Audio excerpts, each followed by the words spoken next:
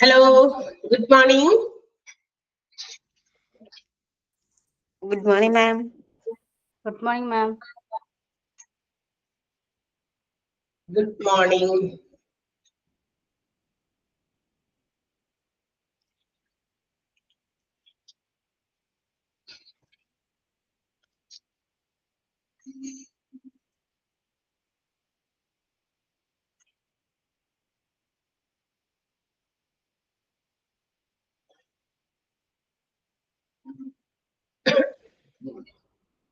Yes, നമുക്ക് start ചെയ്യാം.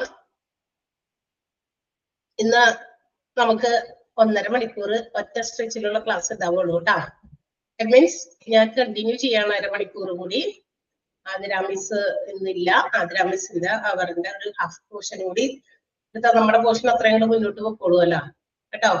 ടീച്ചർക്ക് അത്യാവശ്യമായിട്ട് ഇന്നൊരു ലീവ് ഉണ്ട്, അതുകൊണ്ടാണ്. അപ്പൊ അത് ആദ്യമേ തന്നെ പറയാണ്. അപ്പൊ 1.5 മണിക്കൂർ നമ്മളുടെ ക്ലാസ് കഴിഞ്ഞിട്ട് നമുക്ക് ലീവ് ചെയ്യും. Okay, yes.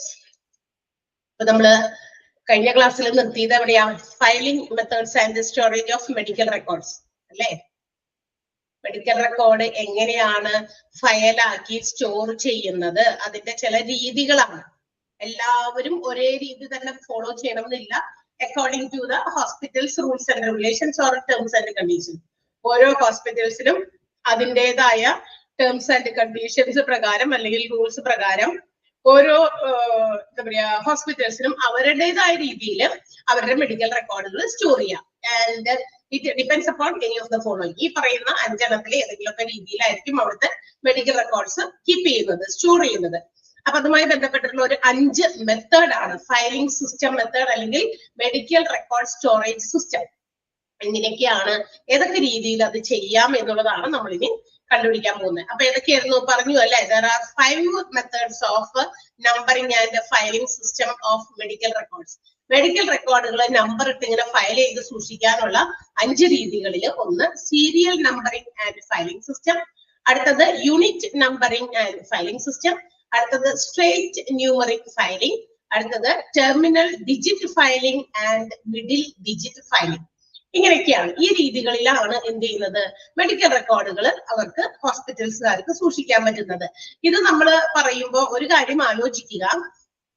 പണ്ട് മുതലേ എന്താ പറയാ, പണ്ട് ഒരുപാട് എന്താ പറയാ ഹെവി ആയിട്ടുള്ള ബുക്സില്, റെക്കോർഡ് ബുക്കുകളിലൊക്കെ പേഷ്യൻസിനെ സംബന്ധിക്കുന്ന ഡീറ്റെയിൽസ് ഒക്കെ ഇങ്ങനെ ബുക്കുകളിലാക്കി എഴുതി വെക്കുന്നു.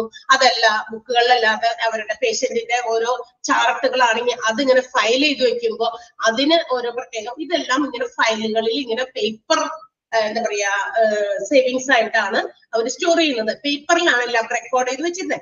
പക്ഷെ ഇന്ന് നമുക്ക് എന്താ പറയാ സിസ്റ്റം ഒക്കെ മാറി, ടെക്നോളജി ചേഞ്ച് ചെയ്തതനുസരിച്ച് everything are stored and saved in computers അല്ലെ?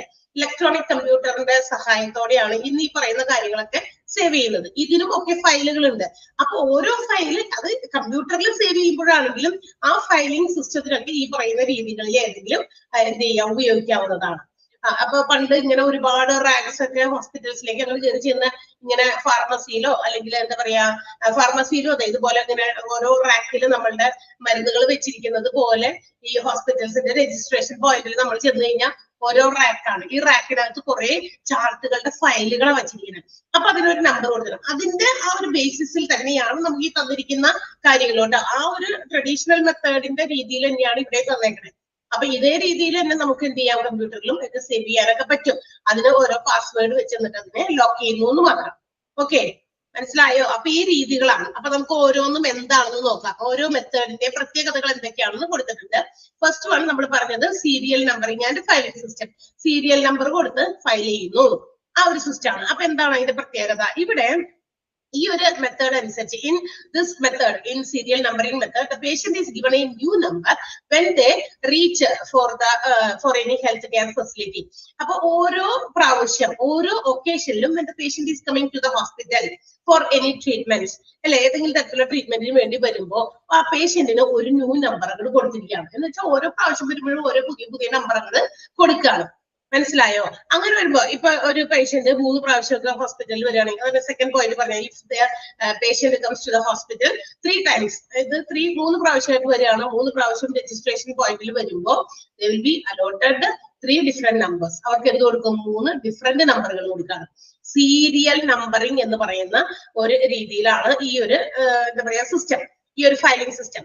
ഇനി ഇങ്ങനെ ഓരോ നമ്പറുകൾ ഓരോ പ്രാവശ്യം കൊടുക്കുമ്പോഴും all these numbers are noted in master patient index. ഇങ്ങനെ ഓരോ പ്രാവശ്യം, ഇപ്പൊ ഒരു പ്രാവശ്യം വരുന്നു, ഒരു പുതിയ നമ്പർ കൊടുത്തു, അടുത്ത പ്രാവശ്യം വരുമ്പോൾ അടുത്ത ഒരു പുതിയ നമ്പർ ആയിരിക്കും. കാരണം വെച്ചാൽ സീരിയൽ നമ്പർ അനുസരിച്ചാണ് വരുന്ന പേഷ്യൻസിന്റെ ആ ഒരു ഓർഡറിൽ ഓരോ നമ്പറുകളാണ് പുതിയ പുതിയ പ്രാവശ്യം ഓരോ പ്രാവശ്യം വരുമ്പോഴും പേഷ്യൻസിന് കൊടുക്കുന്നത്. അപ്പൊ കിട്ടുന്ന നമ്പറുകൾ ഡിഫറെന്റ് ആയിരിക്കും. പക്ഷെ നമ്പറുകൾ ഡിഫറെന്റ് ആണെങ്കിലും അതാത് പേഷ്യന്റിന്റെ ഒരു മാസ്റ്റർ ഇൻഡെക്സ് ഉണ്ട്. നമ്മൾ നേരത്തെ പറഞ്ഞിട്ടുണ്ട് മാസ്റ്റർ പേഷ്യന്റ് ഒരു ഇൻഡെക്സ്. ഈ ഇൻഡെക്സിനകത്ത് ഈ നമ്പറുകൾ എന്ത് ചെയ്തിട്ടുണ്ടാവും? അവര് നോട്ട് ചെയ്ത് വെച്ചിട്ടുണ്ടായിരിക്കും. ഇങ്ങനെ കൊടുക്കുന്ന നമ്പറുകൾ ഓരോന്നും മാസ്റ്റർ പേഷ്യന്റ് ഇൻഡെക്സിൽ എന്ത് ചെയ്യുന്നു? അത് റെക്കോർഡ് ചെയ്ത് സൂക്ഷിക്കുന്നു എന്നുള്ളതാണ്. മനസ്സിലായോ? ഇനി ഓരോ സമയത്തും ഓരോ പ്രാവശ്യം വരുമ്പോഴും ഓരോ സർവീസിന് വേണ്ടി ഓരോ ട്രീറ്റ്മെന്റിന് വേണ്ടി ഹോസ്പിറ്റലിൽ വരുന്ന പേഷ്യൻസിന് ഇങ്ങനെ ഓരോ നമ്പറുകൾ പുതിയത് കൊടുക്കുന്നത് കണ്ട് എന്ത് പറ്റും? കുറെ എന്താ പറയാ പുതിയ മെഡിക്കൽ റെക്കോർഡുകളാണ് അവിടെ പുതിയതായിട്ട് ഫോം ചെയ്തു വരുന്നത്. ഒരു പ്രാവശ്യം വന്നു, ഇപ്പൊ ഫെബ്രുവരി 2-ാം തീയതി ഇപ്പൊ ഹോസ്പിറ്റലിൽ പോയി, എന്തെങ്കിലും ട്രീറ്റ്മെന്റ് കിട്ടി, ഹോസ്പിറ്റലൈസ്ഡ് ആയോ, എങ്ങനെയെങ്കിലും ട്രീറ്റ്മെന്റ് കിട്ടി, ഡിസ്ചാർജ് ചെയ്ത് പോയി, അല്ലെങ്കിൽ അന്ന് തന്നെ OP വിഭാഗത്തിൽ വരുന്നു, കാണുന്നു, പോകുന്നു. ഇനി അടുത്ത മാസമോ അല്ലെങ്കിൽ പിറ്റത്തെ മാസമോ അടുത്ത പ്രാവശ്യം എപ്പോഴാണ് വരുന്നത് അപ്പോഴും ഒരു നമ്പർ കൊടുക്കും. പക്ഷെ ഈ നമ്പറുകളെല്ലാം തന്നെ കൃത്യമായിട്ട് മാസ്റ്റർ പേഷ്യന്റ് ഇൻഡെക്സിൽ റെക്കോർഡ് ചെയ്ത് വെക്കുന്നു എന്നുള്ളതാണ് ഇതിന്റെ ഒരു പ്രത്യേകത. അപ്പൊ ഓരോ സർവീസ് കിട്ടുന്നതിനും പുതിയ നമ്പറുകൾ അങ്ങനെ പ്രൊവൈഡ് ചെയ്യുന്നത് കൊണ്ട് there will be അവിടെ പുതിയ medical records will be developed, പുതിയ മെഡിക്കൽ റെക്കോർഡുകൾ ഉണ്ടാകുന്നു എന്നുള്ളതാണ് ഈ ഒരു സിസ്റ്റത്തിന്റെ പ്രത്യേകത. എല്ലാം ഒരേപോലെ അല്ലട്ടോ. അപ്പൊ serial numbering and filing system എന്ന് പറയുന്ന സിസ്റ്റത്തിൽ ഈ രീതിയിലാണ്. ഇനി ഈ പേഷ്യന്റിന്റെ ഇങ്ങനെ കുറെ റെക്കോർഡ് വരുന്നത് എന്താണ് വരുമ്പോ എന്താ പറ്റുക? there will be many files, അതായത് ഒരുപാട് ഫയൽസ് ഈ ഒരു പേഷ്യന്റിന് ഉണ്ടാകുന്നു. പല പ്രാവശ്യമായിട്ട് ഹോസ്പിറ്റലിൽ അവരുടെ ട്രീറ്റ്മെന്റിന് വേണ്ടി വരുന്നത് കൊണ്ട് there will be many files formed. എവിടെയൊക്കെ വരുന്നോ അവിടെയൊക്കെ അവരുടെ പേഷ്യന്റിന് റെക്കോർഡ്സ് ഉണ്ടായിരിക്കും എന്നുള്ളതാണ് ഈ ഒരു സീരിയൽ നമ്പറിംഗ് ആൻഡ് ഫയലിംഗ് സിസ്റ്റത്തിന്റെ പ്രത്യേകതകൾ. ഈ ഓരോ സിസ്റ്റത്തിനും അതിൻ്റെതായ എന്താ പറയാ ക്യാരക്ടറിസ്റ്റിക്സ് ഉണ്ട്, സവിശേഷതകളുണ്ട്. അതുകൊണ്ടാണ് ഇത് എന്താണെന്ന് വേർതിരിച്ചറിയാൻ വേണ്ടി നമുക്ക് ഇങ്ങനെ ഓരോ പോയിന്റ്സ് ആയിട്ട് തന്നിരിക്കുന്നത്. ക്ലിയർ ആയോ? സീരിയൽ നമ്പറിംഗ് ആൻഡ് ഫയലിംഗ് സിസ്റ്റത്തിന്റെ പ്രത്യേകതകൾ മനസ്സിലായോ? ഇതില് new patient when they reach the hospital for any treatment, for each occasion they will be provided a new number. ഓരോ പ്രാവശ്യം ഹോസ്പിറ്റലിൽ വരുമ്പോൾ ട്രീറ്റ്മെന്റിന് വേണ്ടി വരുമ്പോൾ ഓരോ പുതിയ നമ്പറുകൾ പേഷ്യന്റിന് പ്രൊവൈഡ് ചെയ്യുന്നു. അത് ഫോർ എക്സാമ്പിൾ ആണ്, ഓരോ patient when they are coming to the hospital for treatment 3 times, 3-4 പ്രാവശ്യം വരുമ്പോൾ each and every time they will be provided a new number. ഓരോ നമ്പറും പുതിയത് കൊടുക്കുന്നു. But these patients ഈ പറയുന്ന ഇൻഫർമേഷൻസ് ഇങ്ങനെ ഓരോ പ്രാവശ്യം വരുന്ന നമ്പറിലും കൊടുക്കുമ്പോഴും all these numbers will be recorded in the master patient index. ഇത് മാസ്റ്റർ പേഷ്യന്റ് ഇൻഡെക്സിൽ റെക്കോർഡ് ചെയ്ത് വെക്കുന്നു എന്നുള്ളതാണ്. അങ്ങനെ പുതിയ പ്രാവശ്യം പുതിയ നമ്പറുകൾ കിട്ടുന്നത് കൊണ്ട് there will be a number of patient records. പുതിയ റെക്കോർഡുകൾ ഡെവലപ്പ് ചെയ്തു വരികയാണ്. കൂടുതൽ മെഡിക്കൽ റെക്കോർഡ്സ് ആ പേഷ്യന്റിന്റെ ഡെവലപ്പ് ആയിട്ട് വരുന്നു. പേഷ്യന്റിന് എത്ര പ്രാവശ്യം ഹോസ്പിറ്റൽസിൽ വരുന്നു, എത്ര പ്രാവശ്യം ട്രീറ്റ്മെന്റിന് വേണ്ടി വരുന്നു, അത്രയും നമ്പർ ഓഫ് ഫയൽസ് ആ ഒരു പേഷ്യന്റിന്റെ ഉണ്ടായിരിക്കും എന്നുള്ളതാണ്. ക്ലിയർ ആയല്ലോ? 5 പോയിന്റ് ആണ്. അതില് നമ്മള് ആദ്യത്തെ സെന്റൻസ് ഒന്ന് അണ്ടർലൈൻ ചെയ്യണം. ഫസ്റ്റ് സെന്റൻസ് എല്ലാം കൂടി നമ്മൾ പഠിക്കണ്ട. ഫസ്റ്റ് സെന്റൻസ് അണ്ടർലൈൻ ചെയ്യാം. ആൻഡ് തേർഡ് സെന്റൻസ് അണ്ടർലൈൻ ചെയ്യാം കേട്ടാ. 1, 3.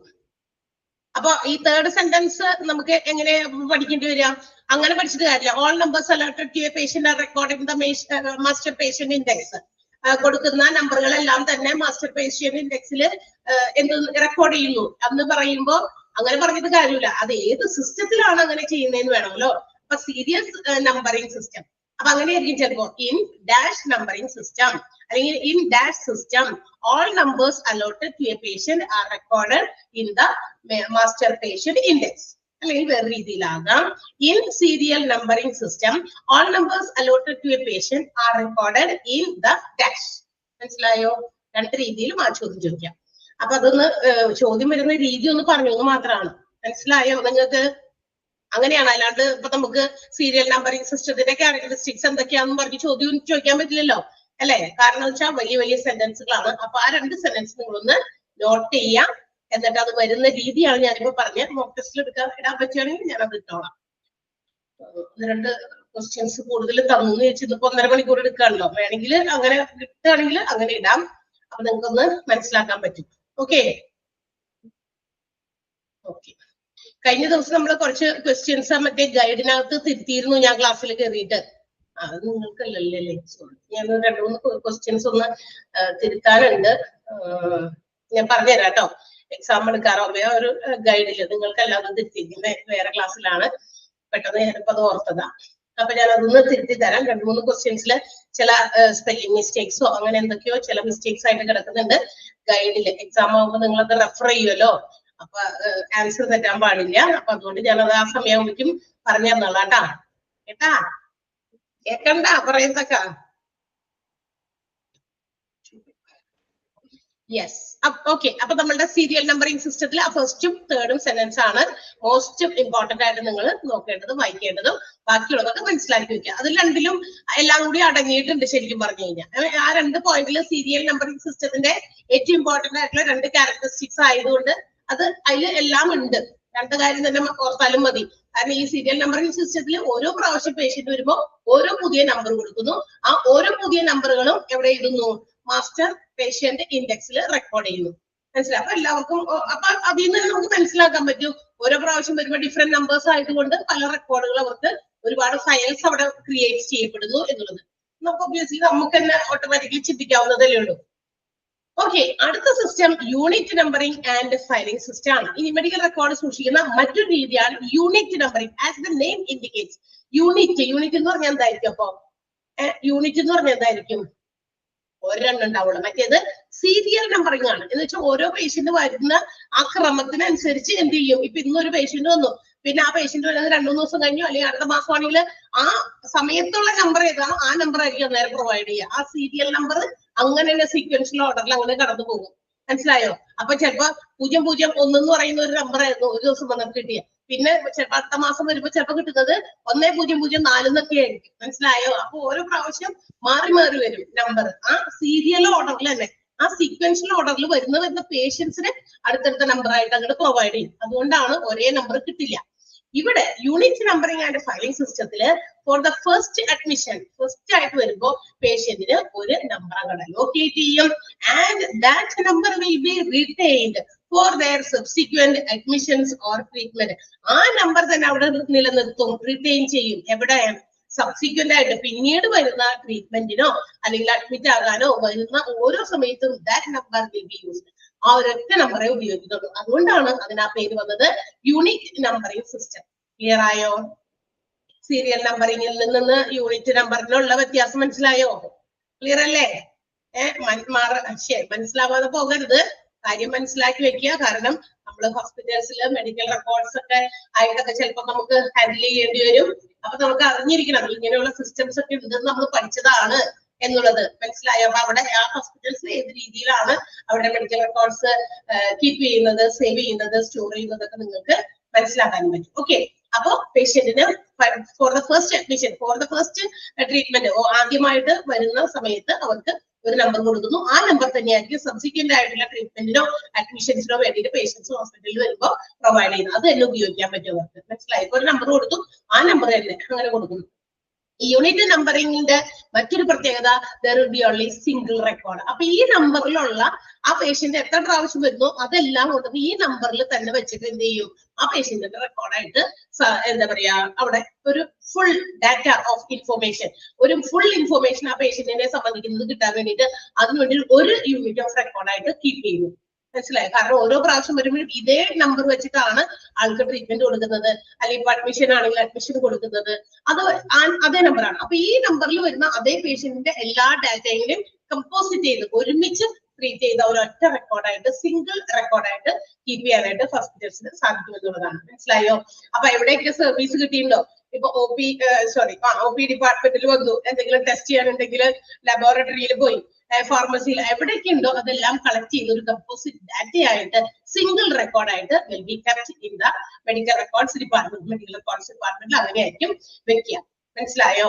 അപ്പൊ ഈ പേഷ്യൻസിന്റെ ടോട്ടൽ മെഡിക്കൽ റെക്കോർഡ് അത് ഒരു യൂണിറ്റ് ആയിട്ട് ഫയൽ ചെയ്ത് ഒരു ഫോൾഡറിൽ അങ്ങോട്ട് ഒരു നമ്പറിൽ അങ്ങോട്ട് സേവ് ചെയ്ത്, ഒരു ഫോൾഡറിൽ ഒരു നമ്പറിലായിരിക്കും സേവ് ചെയ്ത് വെക്കുക.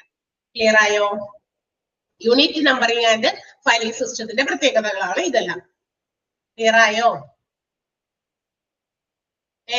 എല്ലാവർക്കും മനസ്സിലായോ? യെസ്. അപ്പൊ നിങ്ങൾ അണ്ടർലൈൻ ചെയ്യേണ്ടത് ഫസ്റ്റ് സെന്റൻസ് തന്നെയാണ്. Here the patient. ഈ ഹിയർ എന്നുള്ളത് മാറ്റണം. ഹിയർ എന്നുള്ളത് മാറ്റിയിട്ട് under unit numbering and filing system. Unit numbering സിസ്റ്റത്തില് the patient is located a number on the admission, first admission or visit which is retained. ആ ഒരു number retain ചെയ്യുന്നു, നിലനിർത്തുന്നു. എപ്പോഴത്തേക്ക്? For all subsequent admissions and treatment. ഒറ്റ sentence, ഒന്നാമത്തെ sentence ആണ് underline ചെയ്യേണ്ടത് കേട്ടോ. ഒറ്റ സെന്റൻസ് മാത്രം അണ്ടർലൈൻ ചെയ്യാനുള്ള അതിൽ തന്നെ എല്ലാ കാര്യവും ഉണ്ട്, അടങ്ങിയിട്ടുണ്ട്. അപ്പൊ ഹിയറിന് മാറ്റി അവിടെ നമ്മൾ വായിച്ചു പഠിക്കുമ്പോൾ under unit numbering and filing system അല്ലെങ്കിൽ in unit numbering and filing system എന്ന് വായിച്ചു പഠിക്കുക.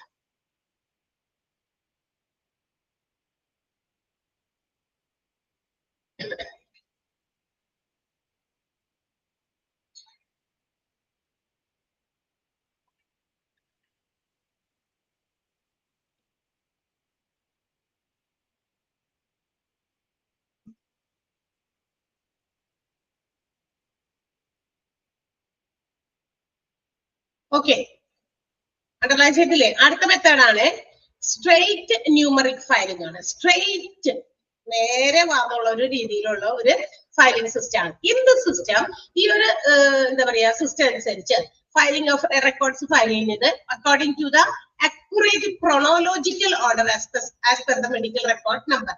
മെഡിക്കൽ റെക്കോർഡിങ്ങിന്റെ നമ്പർ പ്രകാരം ഒരു ക്രോണോളജിക്കൽ ഓർഡറിൽ, ക്രോണോളജിക്കൽ ഓർഡർ എന്ന് പറഞ്ഞാൽ എന്താ? അക്കോർഡിംഗ് ടു ദ ടൈം, കൃത്യമായിട്ട് വരുന്ന സമയത്തിനനുസരിച്ച്, ടൈം അനുസരിച്ച്. ഇപ്പൊ ഇന്ന ദിവസം ഇത്ര മണിക്ക് ആ വന്നിരിക്കുന്ന പേഷ്യന്റിന് അങ്ങനെയാണ് നമ്പർ കൊടുക്കുക. കൃത്യമായിട്ട് ആ ക്രോണോളജിക്കൽ ഓർഡറിലായിരിക്കും മെഡിക്കൽ റെക്കോർഡ് നമ്പർ ഇവർക്ക് പ്രൊവൈഡ് ചെയ്യുന്നത്. അത് ഫയൽ ചെയ്യും, ആ നമ്പറിലായിരിക്കും ഇവർക്ക് ഫയൽ ചെയ്യാം. മനസ്സിലായോ? അപ്പൊ ഇങ്ങനെ വരുമ്പോ ആ ഒരു നമ്പറിംഗ് സിസ്റ്റത്തിനകത്ത് എന്ത് ചെയ്യും? ഒരു നമ്പർ, ഇങ്ങനെ ഒരു സ്റ്റാർട്ടിംഗ് നമ്പർ ഉണ്ടായിരിക്കും. മെഡിക്കൽ റെക്കോർഡ്സ് പ്രകാരം എത്രയൊക്കെ അക്കം, ഇത്ര ഡിജിറ്റ്സ് ഉപയോഗിച്ചിട്ടുള്ള ഒരു നമ്പർ അവര് ഇങ്ങനെ കോൺസിക്യൂട്ടീവ് ആയിട്ട്, കോൺസിക്യൂട്ടീവ് എന്ന് പറഞ്ഞാൽ എന്താ? തുടർച്ചയായ നമ്പറായിട്ട് അങ്ങോട്ട് എഴുതി പോകും. അതാണ് ഇപ്പൊ ഒരു ആള് 10 മണിക്ക് വന്നു, 10:05 ഒരാൾ വന്നു, അങ്ങനെ ആ ഒരു സീക്വൻഷ്യൽ ഓർഡറിൽ, അങ്ങനെ ക്രോണോളജിക്കൽ ഓർഡറിൽ അങ്ങോട്ട് എഴുതി പോകും. അത് കോൺസിക്യൂട്ടീവ് ആയിട്ടുള്ള നമ്പർ ആയിരിക്കും. ആ നമ്പറിലാണ് ഇവരുടെ റെക്കോർഡുകൾ അവര് ഫയൽ ചെയ്ത് വെക്കുക. മനസ്സിലായോ? അവർക്ക് കൊടുക്കുന്ന നമ്പർ അനുസരിച്ചിട്ട് ഈ വരുന്ന പേഷ്യൻസിന്റെ റെക്കോർഡുകൾ സൂക്ഷിക്കാൻ വേണ്ടിയിട്ട് ഇവരൊരു നമ്പറിംഗ് സിസ്റ്റം അവര് അഡോപ്റ്റ് ചെയ്യുന്നത്. ആ നമ്പർ എങ്ങനെയായിരിക്കും? ക്രോണോളജിക്കൽ ഓർഡർ ആയിരിക്കും. അതും കോൺസിക്യൂട്ടീവ് നമ്പറിലായിരിക്കും, തുടർച്ചയായ നമ്പർ ആയിരിക്കും. ലൈക്ക് അവിടെ ഒരു എക്സാമ്പിൾ തന്നിട്ടുണ്ട്. എങ്ങനെയാ നോക്കിയേ? 1 2 3 4 1 2. അതായത് 1 2 3 4 എന്നുള്ളത് ഒരു കോൺസ്റ്റന്റ് നമ്പറും ആ ഒരു ഫിക്സഡ് നമ്പറിന്റെ കൂടെ അടുത്ത് വരുന്ന 2 ഡിജിറ്റ്സ് ഇങ്ങനെ എന്ത് ചെയ്യും? കോൺസിക്യൂട്ടീവ് ആയിട്ട് മാറിക്കൊണ്ടിരിക്കും. തുടർച്ചയായ സംഖ്യയായിരിക്കും. 12. അത് അടുത്തതിൽ 1 2 3 4 കഴിഞ്ഞിട്ട് 13, അടുത്തതിൽ 1 2 3 4 കഴിഞ്ഞിട്ട് 14, 1 2 3 4 കഴിഞ്ഞിട്ട് 15. കണ്ടോ? ആ ഒരു സീക്വൻഷ്യൽ ഓർഡറിൽ, ആ ഒരു കോൺസിക്യൂട്ടീവ് നമ്പറിന്റെ ഓർഡറിലായിരിക്കും ഇവര് മെഡിക്കൽ റെക്കോർഡ്സ് പേഷ്യൻസിന്റെ ഫയൽ ചെയ്യുന്നത്. മനസ്സിലായോ? അതാണ് സ്ട്രെയിറ്റ് ന്യൂമറിക് ഫയലിംഗ് എന്ന് പറയുന്നത്. സോ ഇതിന്റെ ഏറ്റവും വലിയ അഡ്വാൻറ്റേജ് എന്ന് പറയുന്നത് they can pull out any number. അവർക്ക് ആ ഒരു കോൺസിക്യൂട്ടീവ് ആയിട്ട് എഴുതി വെച്ചിരിക്കുന്നത് കൊണ്ട് അതിൽ നിന്ന് ഏറ്റവും അവർക്ക് വേണ്ട ആ ഫയലുകൾ പെട്ടെന്ന് വലിച്ചെടുക്കാനായിട്ട് എന്താണ്, എന്ത് പർപ്പസിനാണെങ്കിലും പെട്ടെന്ന് എടുക്കാനായിട്ട് പറ്റും എന്നുള്ളതാണ്. കാരണം ആ സീക്വൻഷ്യൽ ഓർഡറിലല്ലേ കിടക്കുന്നത്, ഓർഡറിൽ തന്നെയാണ്. ആ ഒരു ഓർഡറിലായിരിക്കും മെഡിക്കൽ റെക്കോർഡ്സ് സ്റ്റോർ ചെയ്യുന്നത്. മനസ്സിലായോ? ക്ലിയർ ആയോ? ആർക്കെങ്കിലും മനസ്സിലാവുന്നുണ്ടോ?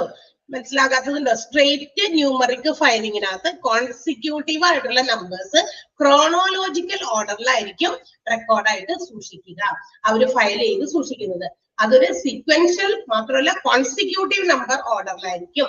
അതിൽ ആദ്യത്തെ കുറച്ച് ഡിജിറ്റ്സ് ഫിക്സഡ് ആണ്, കോൺസ്റ്റന്റ് ആണ്. ആദ്യത്തെ കുറച്ച് ഡിജിറ്റ്സ്, ആ 4 അക്കം വരെ കോൺസ്റ്റന്റ് ആണ്. അത് കഴിഞ്ഞ് വരുന്ന 2 നമ്പേഴ്സും എന്ത് ചെയ്യും? ഇങ്ങനെ കോൺസിക്യൂട്ടീവ് ആയിട്ട് മാറിക്കൊണ്ടിരിക്കും. 12, 13, 14, 15 അടുത്തടുത്ത നമ്പേഴ്സ് ആയിട്ട് അവർ സേവ് ചെയ്ത് ഫയലായിട്ട് സ്റ്റോർ ചെയ്ത് വയ്ക്കും.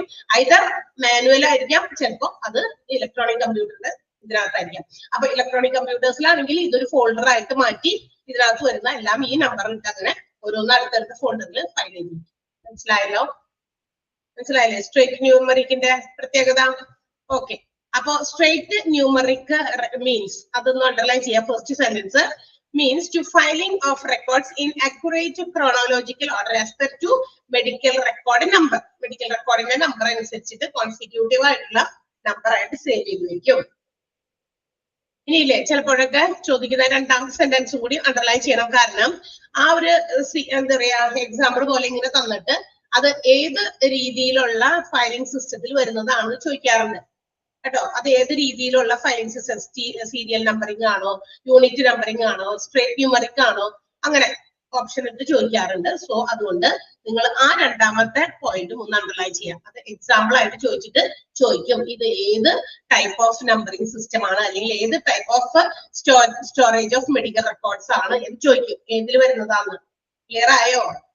പറയുമ്പോ അത് പറഞ്ഞ് മനസ്സിലാക്കി തരുമ്പോ ഞാൻ ആ ക്വസ്റ്റ്യനും കൂടി വരാൻ സാധ്യതയുള്ള രീതി പറയുന്നതാണേ. അപ്പൊ നിങ്ങൾക്ക് എളുപ്പം ഓർത്തിരിക്കാൻ വേണ്ടിയിട്ടാണ്. ഓക്കെ,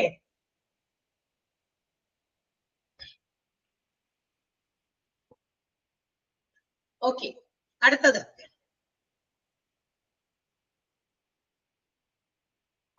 ടെർമിനൽ ഡിജിറ്റ് ഫയലിംഗ് ആണ്. ടെർമിനൽ ഡിജിറ്റ് ഫയലിംഗ് ഇത് എന്ന് പറഞ്ഞാൽ ഇപ്പൊ ഇത്രയും എന്താ പറയാ ഫയലിംഗ് സിസ്റ്റം നമ്മൾ പഠിച്ചു.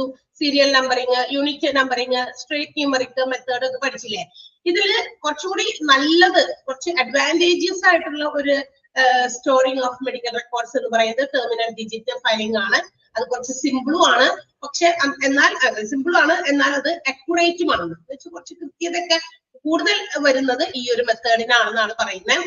കാരണം ഉണ്ട് കേട്ടോ. അത് എന്തുകൊണ്ടാണ് ഇത്രയും കുറച്ചും കൂടി അക്യുറേറ്റ് ആണ് കമ്പയർഡ് ടു അതർ മെത്തേഡ്സ്. മറ്റു മെത്തേഡുമായിട്ട് നമ്മൾ താരതമ്യം ചെയ്യുമ്പോൾ അതിന് കുറച്ചുകൂടി കൃത്യതയും സിമ്പിളുമായിട്ടുള്ള രീതിയാണെന്ന് പറയാനുള്ള കാരണം നമുക്ക് താഴേക്ക് വരുമ്പോൾ കാണാൻ പറ്റും. In this method 6 digit numbers are used with a hyphen. അതായത് ഈ 6 അക്ക സംഖ്യയായിട്ട് 2 എണ്ണം കഴിയുമ്പോൾ ഒരു ഹൈഫൺ ഒക്കെ ഇട്ടിട്ടാണ് ഈ ഒരു റെക്കോർഡിംഗ് രീതി. മനസ്സിലായി? മെഡിക്കൽ റെക്കോർഡിന്റെ നമ്പർ ഇടുന്ന രീതി എങ്ങനെയാണ്? 6 ഡിജിറ്റ്സ് ഉള്ള നമ്പേഴ്സ് ആയിരിക്കും മെഡിക്കൽ റെക്കോർഡ്സ് അവർക്ക് സേവ് ചെയ്യാൻ, സ്റ്റോർ ചെയ്യാൻ വേണ്ടി ഉപയോഗിക്കാം. പക്ഷെ അത് ഓരോന്നും 2 എണ്ണം വീതമുള്ള പാർട്സ് ആയിട്ട് തിരിച്ച് ഹൈഫൺ ഇടയിലിടും. ഇടയിൽ ഒരു വര, കുഞ്ഞു വര, അതിനെയാണല്ലോ ഹൈഫൺ എന്ന് വിളിക്കുക. അങ്ങനെ it will be divided into 3 parts. എന്നിട്ട് ആ ഒരു 6 അക്ക സംഖ്യയെ 3 ഭാഗമാക്കും. 2 2 2. മനസ്സിലായി? അപ്പൊ ആ നടുക്കൊരു 2ന്റെ അപ്പുറവും ഇപ്പുറവും എന്തുണ്ടാവും? ഒരു ഹൈഫൺ ഉണ്ടായിരിക്കും. ക്ലിയർ? മനസ്സിലായോ ടെർമിനൽ ഡിജിറ്റിങ്ങിന്റെ മെത്തേഡ്? യെസ്, അതിനും എക്സാമ്പിൾ ഉണ്ട് കേട്ടോ. അപ്പൊ എക്സാമ്പിൾ ഇതിനകത്തും അങ്ങനെ കാണിച്ചിട്ട് ഇത് ഏത് മെത്തേഡിലാണ് ഈ ഒരു നമ്പറിംഗ് സിസ്റ്റം വരിക എന്ന് ചോദിക്കാറുണ്ട്. ഇനി ഇതിന്റെ പ്രത്യേകത എന്താന്ന് വെച്ചിട്ടുണ്ടെങ്കിൽ അവർ എഴുതിയിരിക്കുന്ന രീതിക്ക് എഴുതുമ്പോഴില്ലേ, നിങ്ങൾ അത് അതിന്റെ മുകളിലൊന്ന് എഴുതിയിരുന്നത് നല്ലതാണ്. ഞാൻ അങ്ങനെ എഴുതിയിട്ടാണ് പിള്ളേരോട് പറഞ്ഞു കൊടുക്കാറ്. അല്ലാതെ സെന്റൻസ് അങ്ങനെ വായിക്കുമ്പോ ചിലപ്പോൾ നിങ്ങൾക്ക് പെട്ടെന്ന് കിട്ടില്ല. The primary digits R at the last on the right hand side of the number. Primary digit. നിങ്ങൾ ആ താഴെ ഒരു എക്സാമ്പിൾ കാണിച്ചിട്ടുണ്ട് കണ്ടോ? ഈ സാധനം അത് ഞാൻ പറയുമ്പോ ഒന്ന് എഴുതണോട്ടാ. ഞാൻ പറയുന്നത് നോട്ടിൽ എഴുതണം. നിങ്ങളുടെ കയ്യിലിരിക്കുന്ന നോട്ടിൽ എഴുതുക. അതായത് നിങ്ങളുടെ നോട്ട് റെഫർ ചെയ്യുന്ന ആ നോട്ടിൽ എഴുതുക. അതായത് താഴത്ത് കാണിച്ചിരിക്കുന്ന നമ്പറിൽ നമുക്ക് ആദ്യം നോക്കാം. എന്നിട്ട് ഈ രണ്ടാമത്തെ പോയിന്റ് വിശദീകരിക്കുന്നതായിരിക്കും കുറച്ച് എളുപ്പം. അല്ലെങ്കിൽ നിങ്ങൾക്ക് ക്ലിയർ ആവില്ല എന്തെന്നായി പറയണത്. ഞാനിത് എന്തോ പറയാനുണ്ടായി നിങ്ങൾക്ക് തോന്നുള്ളൂ. നോക്കാം അവിടെ പ്രത്യേകത 12 34 56. അടുത്തത് 13 34 56. അടുത്തത് 14 34 56. അടുത്തത് 15 34 56. അതായത് 6 അക്ക സംഖ്യയാണ്. ഇടയിൽ ഹൈഫൻ ഉണ്ട്. പറഞ്ഞ രീതിയൊക്കെ അവിടെ ഉണ്ടോ? ഞാൻ ഫസ്റ്റ് പോയിന്റ് പറഞ്ഞ രീതി അവിടെ ഉണ്ടല്ലോ. ഇനിയാണ് ശ്രദ്ധിക്കേണ്ടത്. ഇതില് പ്രൈമറി ഡിജിറ്റ്സ്, പ്രൈമറി എന്ന് പറഞ്ഞ വാക്കിന്റെ പി ആണ് കേട്ടോ ഞാൻ പറയുന്നത് എടുക്കാനായിട്ട്. പ്രൈമറി ഡിജിറ്റ് എവിടെ വരാന്നറിയാമോ? ലാസ്റ്റ് ഡിജിറ്റ്, ലാസ്റ്റ് വന്നിരിക്കുന്ന 2 ഡിജിറ്റ്. That means on the right hand side, നമ്മളുടെ വലതുവശത്ത് കാണുന്ന, നിങ്ങൾ ഇരിക്കുന്ന നിങ്ങളുടെ പുസ്തകം വെച്ച് ഇങ്ങനെയല്ലേ ഇരിക്കുന്നത്. അപ്പൊ നിങ്ങളുടെ റൈറ്റ് സൈഡിൽ കാണുന്ന നമ്പർ. അപ്പൊ പ്രൈമറി ഡിജിറ്റ് ഏതാ അതിനകത്ത് വരാം? പി എന്ന് പറയുന്നത് എവിടെ ഇടണം? ഇങ്ങനെ 3 നമ്പേഴ്സ് വന്നിട്ടല്ലോ. പി എവിടെ ഇടണം? Can you say? എവിടെ ഇടും പി? പ്രൈമറിയുടെ പി ഒന്ന് എഴുതണം. പ്രൈമറിന്ന് ഫുള്ളും നിങ്ങൾ എഴുതണ്ട. അതിനുവേണ്ടി ഞാൻ പി ഷോർട്ട്. യെസ്, 56ന്റെ അവിടെ പി ഇടണം. Because that is the primary digit. ഈ പറയുന്ന 6 അക്ക സംഖ്യയില് 2 എണ്ണം വീതമുള്ള എന്താ പറയാ ഹൈഫൺ ഇട്ട് നമ്മൾ സെപ്പറേറ്റ് ചെയ്തിരിക്കുന്ന നമ്പേഴ്സില് റൈറ്റ് ഹാൻഡ് സൈഡിലുള്ള സംഖ്യ ആ 2 ഡിജിറ്റ് ആയിരിക്കും പ്രൈമറിയിൽ വരിക. പ്രൈമറി നമ്പറിന്റെ പി ഒന്ന് വെറുതെ എഴുതിയാൽ മതി. അവിടെ 56ന്റെ മുകളിൽ പി എന്നൊന്ന് എഴുതി വെച്ചേക്ക്. ഓക്കെ, ഇനിയുണ്ട് ഓരോ നമ്പറിന്റെ ഓരോ സംഖ്യ തന്നിട്ടുണ്ട് അവര്. സോറി, ഓരോ പേര് തന്നിട്ടുണ്ട് ഓരോ സംഖ്യക്ക്. ഓക്കെ, അപ്പൊ അതാണ് secondary digits R at the middle digits. ഏതാ സെക്കൻഡറിയിൽ വരുന്നത്? ഏതാ? പ്രൈമറി സെക്കൻഡറി വരുന്നത് മിഡിലാണ്. മിഡിൽ എന്ന് പറയുമ്പോൾ ഇതിനകത്ത് ഏത് വരും? മിഡിൽ നമ്പർ ഏതാ? യെസ് 34. 34 ആണ് മിഡിൽ നമ്പർ. മനസ്സിലായോ? അപ്പൊ സെക്കൻഡറി, അവിടെ സെക്കൻഡറിയുടെ എക്സ് ഇടുക. പ്രൈമറി സെക്കൻഡറി അടുത്തത് ഏതായിരിക്കും? അപ്പൊ നമ്മൾ ഒന്നാമത്തെ, അങ്ങനെ പ്രാഥമികം. മലയാളത്തില് പച്ച മലയാളത്തിൽ പറയുകയാണെങ്കിൽ പ്രാഥമികം. ഞാനൊക്കെ പറയുമ്പോ ഒന്നാമത്തെ രണ്ടാമത്തെ എന്നൊക്കെ പറയുള്ളൂ. കാരണം കുറച്ചും കൂടി സിംപ്ലിഫൈഡ് ആയിട്ട്. ഇത് പ്രൈമറിക്ക് തന്നെ എന്താ പറയാ, മലയാളത്തിൽ തന്നെ ഒരു മീനിങ് ഉണ്ടാവുമല്ലോ. എല്ലാത്തിനും അങ്ങനെ ഉണ്ട്. നമുക്ക് കുറച്ചുകൂടി എളുപ്പത്തിന് കുറച്ചുകൂടി മനസ്സിലാകാൻ വേണ്ടി മലയാള സാഹിത്യത്തിലേക്ക് എനിക്കറിയില്ല പെട്ടെന്ന് പോകാനും. അത്ര കൃത്യമായ അക്യുറേറ്റ് വേർഡ് മീനിങ് ഓഫ് ഇംഗ്ലീഷിന്റെ മലയാളം ഒന്നും എനിക്കറിയില്ല കേട്ടോ. അങ്ങനെ പറയാൻ അറിയുള്ളൂ. അപ്പൊ പ്രൈമറിയുടെ മലയാളം മീനിങ് പ്രാഥമികം. സെക്കൻഡറി ദ്വിതീയം. എവിടെയും കണ്ടൊക്കെ കേട്ടിട്ടുണ്ടല്ലോ. Primary sector, secondary sector, tertiary sector അല്ലേ? നമ്മളുടെ ഇക്കോണമിയിലെ പല കാര്യങ്ങളെയും പ്രൈമറി സെക്കൻഡറി ടേഴ്സറി സെക്ടേഴ്സ് ആയിട്ട് ഒക്കെ ഡിവൈഡ് ചെയ്തിട്ടുണ്ട്. പ്രൈമറി സെക്ടറിൽ അഗ്രികൾച്ചറൽ വരും അല്ലെ? സെക്കൻഡറി സെക്ടറിൽ ഇൻഡസ്ട്രിയൽ സെക്ടർ എന്നും പറയും. ടേഴ്സറി സെക്ടർ സർവീസ് സെക്ടർ ആണ്. എവിടെയെങ്കിലും കേട്ടിട്ടുണ്ടോ? ഇക്കണോമിക്സിലോ ചെറിയ ക്ലാസ്സുകളിൽ സോഷ്യൽ സ്റ്റഡീസിലോ? Yes, okay. അപ്പൊ അതാണല്ലോ. അപ്പൊ സെക്കൻഡറി മിഡിൽ വരിക. സെക്കൻഡറി അപ്പൊ ഏത് നമ്പറാ?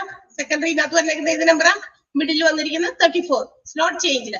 അതൊന്നും ചേഞ്ച് ചെയ്യുന്നില്ല. സെക്കൻഡറി ഡിജിറ്റും അതുപോലെ പ്രൈമറി ഡിജിറ്റ്സിലും ചേഞ്ച് ഇല്ല. കോൺസ്റ്റന്റ് നമ്പേഴ്സ് ആണ്. 56ഉം 34ഉം എല്ലാത്തിലും കാണണില്ലേ എക്സാമ്പിളില്?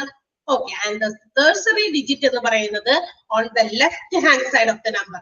ആ നമ്പറിന്റെ തന്നിരിക്കുന്ന നമ്പറിന്റെ ലെഫ്റ്റ് ഹാൻഡ് സൈഡിലാണ് ടേഴ്സറി നമ്പർ വരിക. അപ്പൊ ടേഴ്സറിയുടെ ടി 15ന്റെ മുകളിലിടുക. 15, 14, 13, 12 ഒക്കെ ടേഴ്സറി നമ്പേഴ്സ് ആണ്. ഈ തന്നിരിക്കുന്ന ഓരോ നമ്പേഴ്സിനും.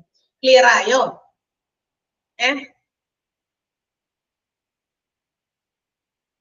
ഓക്കെ.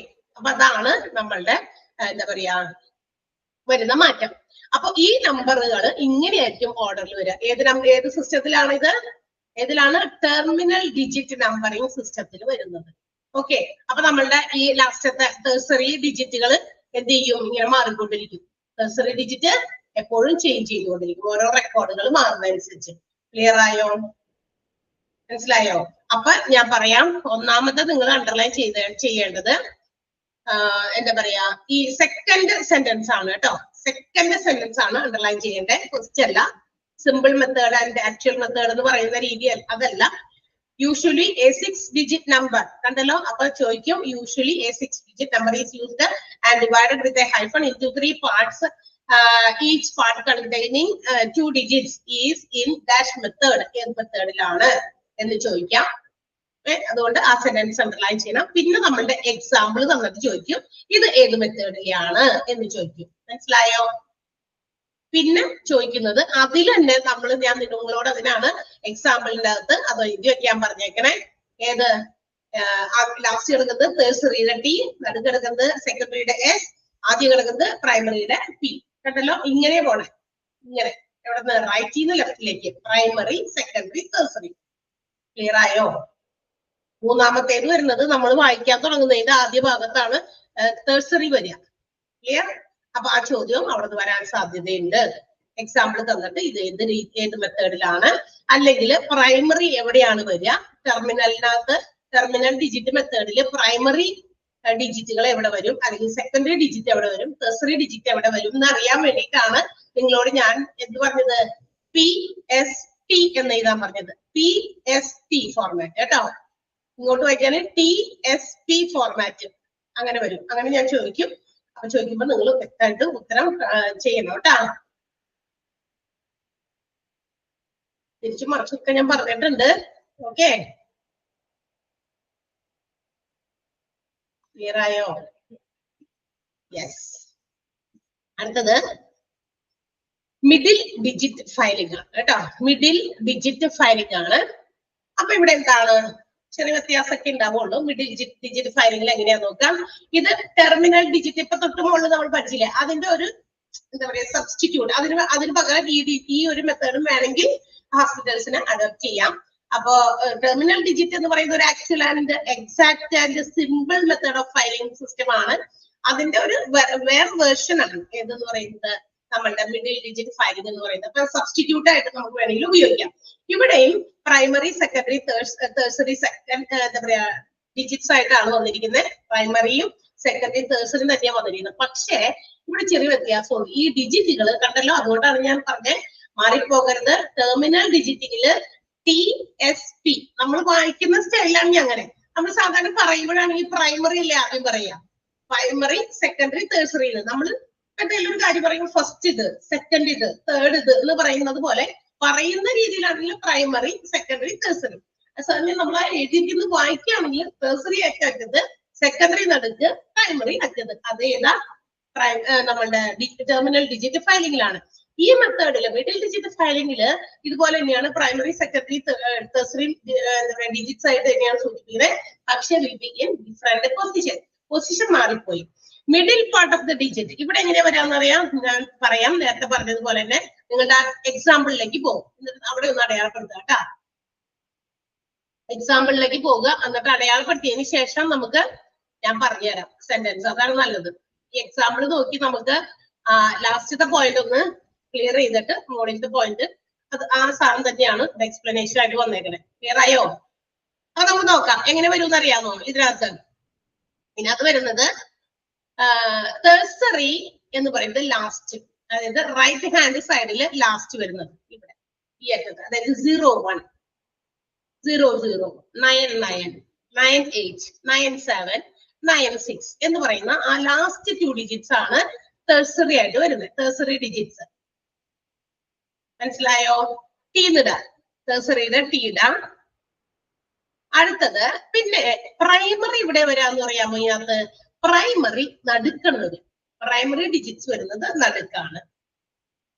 പി നടുക്കിട. ആൻഡ് സെക്കൻഡറി ലെഫ്റ്റ് ഹാൻഡ് സൈഡിലാണ് വരിക. സെക്കൻഡറി ലെഫ്റ്റ് ഹാൻഡ് സൈഡിലാണ് വരിക. ഓക്കെ, ഇതാണ് ഇതിന്റെ ക്രമം. അപ്പൊ എങ്ങനെയത്?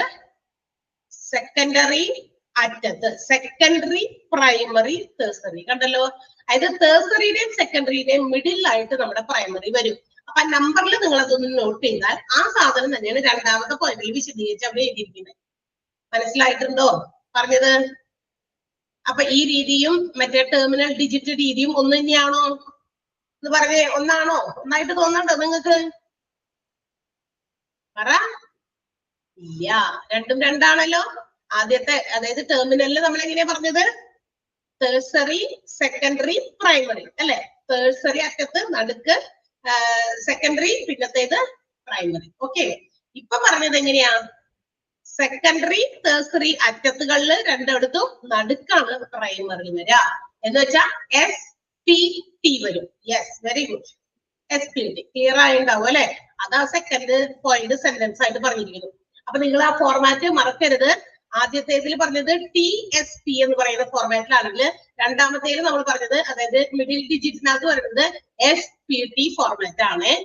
ഹിയർ സെക്കൻഡ് പോയിന്റ് ഒന്ന് വായിച്ചു നോക്കിക്കോ, ഞാൻ പറഞ്ഞത് ശരിയാണോ ഒന്നും അറിയുമല്ലോ.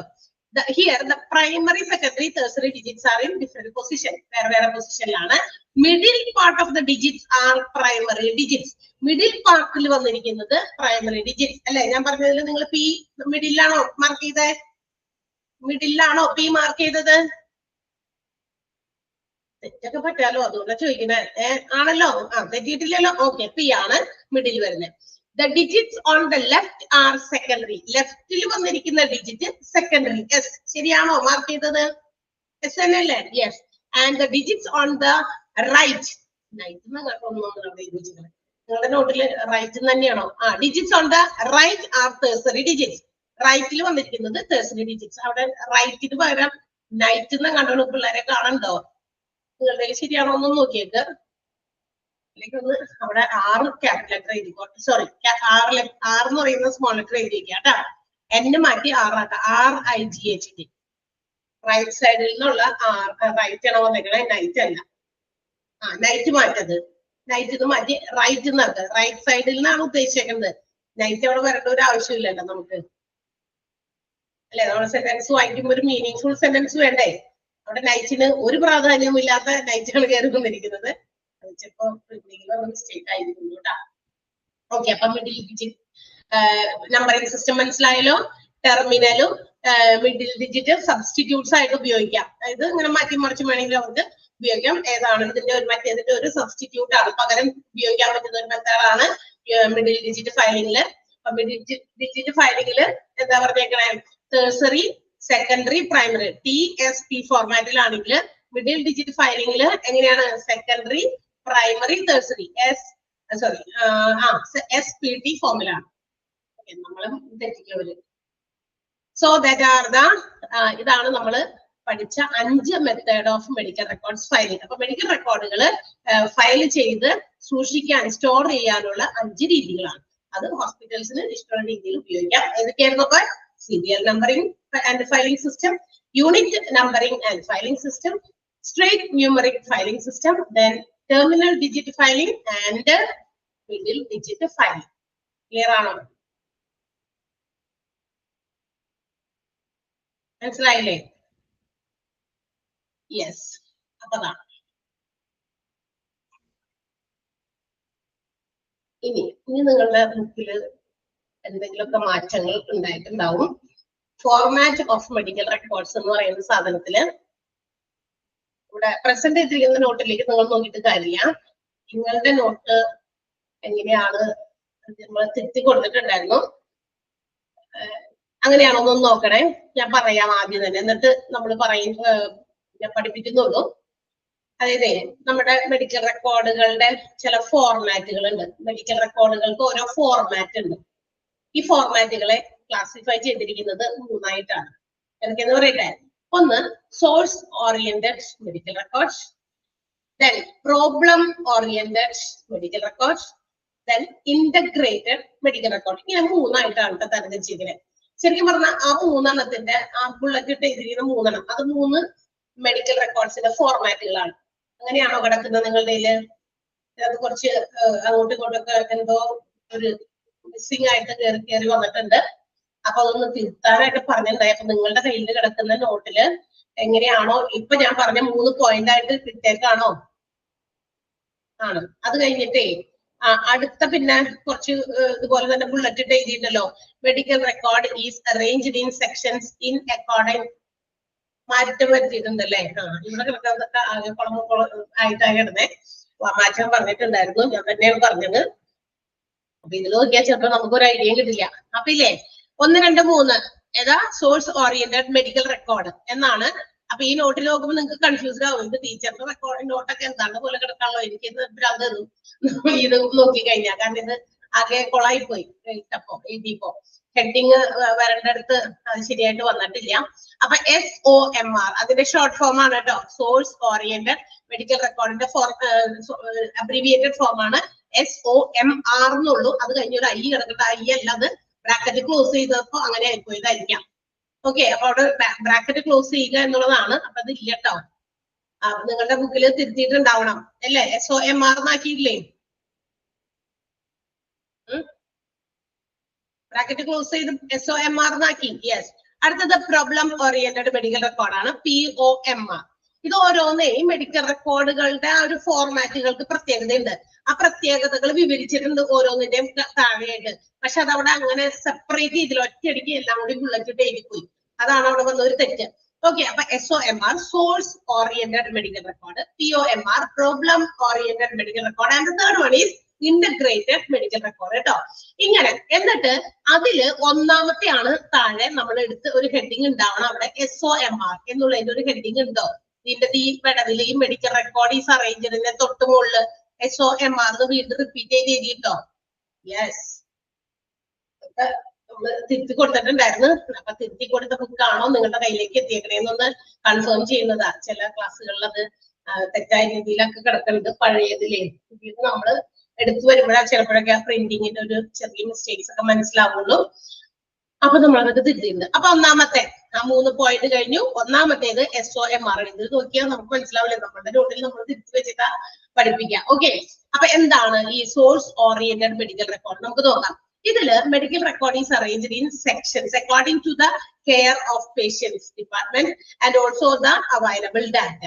കൊടുക്കുന്ന ഡാറ്റകൾ അനുസരിച്ച് നമുക്കറിയാലോ, സോഴ്സ് ഓറിയന്റഡ് ആ വേർഡിൽ നിന്ന് തന്നെ മനസ്സിലാക്കാം എവിടെ നിന്നാണോ ആ മെഡിക്കൽ റെക്കോർഡ് വന്നേക്കണേ. മേ ബി ലാബിൽ നിന്നായിരിക്കാം, ഫാർമസിയിൽ നിന്നായിരിക്കാം, കൺസൾട്ട് ചെയ്ത ഡോക്ടറിന്റെ അടുത്ത് നിന്നായിരിക്കാം. ആ എവിടുന്നാണോ ആ ഒരു ഡാറ്റാസ് നമുക്ക് കളക്ട് ചെയ്യാൻ പറ്റിയിരിക്കുന്നത്, അത് ഇങ്ങനെ സെക്ഷൻ തിരിച്ച് അറേഞ്ച് ചെയ്ത് കിട്ടിയിരിക്കുന്ന ഡിപ്പാർട്ട്മെന്റുകളിൽ നിന്ന് കൃത്യമായിട്ട് അത് കൊണ്ടുവന്ന് അറേഞ്ച് ചെയ്ത് വെക്കുന്നു. ഇതാണ് സോഴ്സ് ഓറിയന്റഡ് മെഡിക്കൽ റെക്കോർഡ് എന്ന് പറയുന്നത്. മനസ്സിലായോ? എവിടുന്നാണോ ഓരോ ഡിപ്പാർട്ട്മെന്റ്സ്, ചിലപ്പോ ഒരു ഹോസ്പിറ്റലിൽ ഒരു പേഷ്യന്റ് വരുമ്പോ പല ഡിപ്പാർട്ട്മെന്റ്സുമായിട്ടൊക്കെ എന്താ പറയാ പോയിട്ടൊക്കെ പല കാര്യങ്ങളും ചെയ്യേണ്ടി വരും. അപ്പൊ അതനുസരിച്ച് അവിടേക്ക് ഓരോ റെക്കോർഡ്സ് വരും. അവിടെ നിന്നൊക്കെ കളക്ട് ചെയ്ത് വെച്ചിട്ട് കറക്റ്റ് ആയിട്ട് അത് സെക്ഷൻ തിരിച്ച് അറേഞ്ച് ചെയ്ത് വെക്കുന്നു.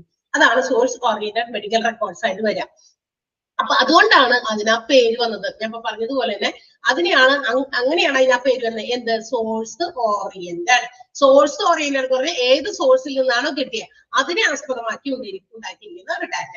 ഓക്കെ, ഇനി അതിനുശേഷം എന്ത് ചെയ്യുന്ന അറിയാമോ? ഇതെല്ലാം കൂടി ഓർഗനൈസ് ചെയ്ത് അക്കോർഡിംഗ് ടു ഡേറ്റ് അനുസരിച്ച് ഇതിങ്ങനെ കൃത്യമായിട്ട് ഓരോ ഫോമൊക്കെ ആക്കി അറേഞ്ച് ചെയ്ത് വെക്കും. ഈ കിട്ടുന്ന ഫോമൊക്കെ ഓരോ റെക്കോർഡ്സ് അവിടെ ഇവിടെ നിന്നൊക്കെ കിട്ടിയത് കൃത്യമായിട്ട് ഓർഗനൈസ് ചെയ്ത് അറേഞ്ച് ചെയ്ത് വെക്കുന്നു.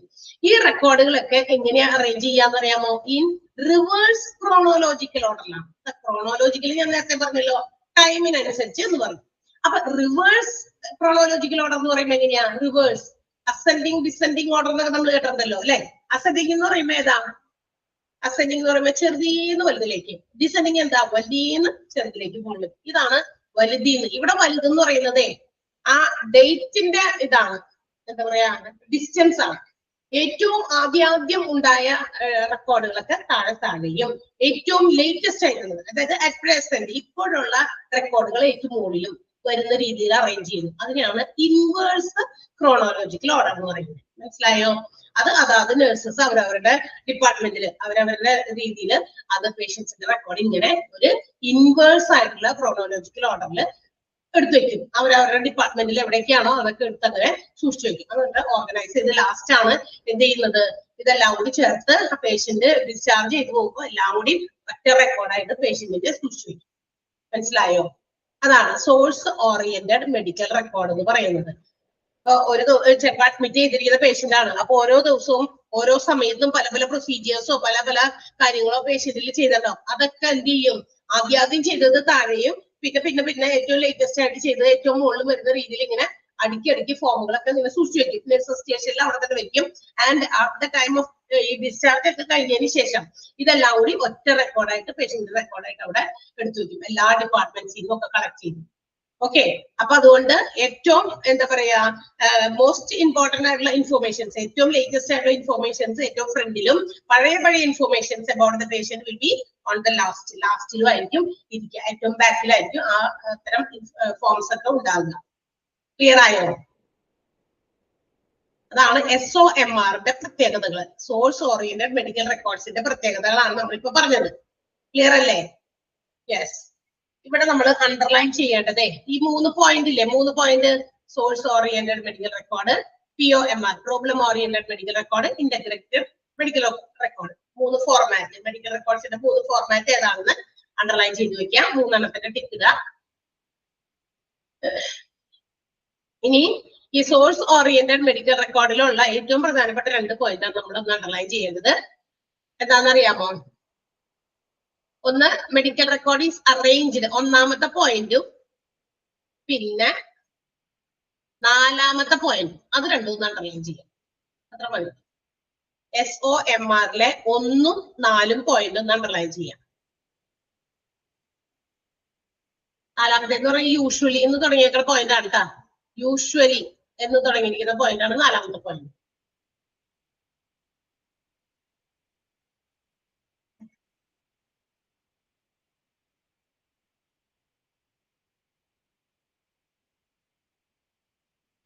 ഓക്കെ,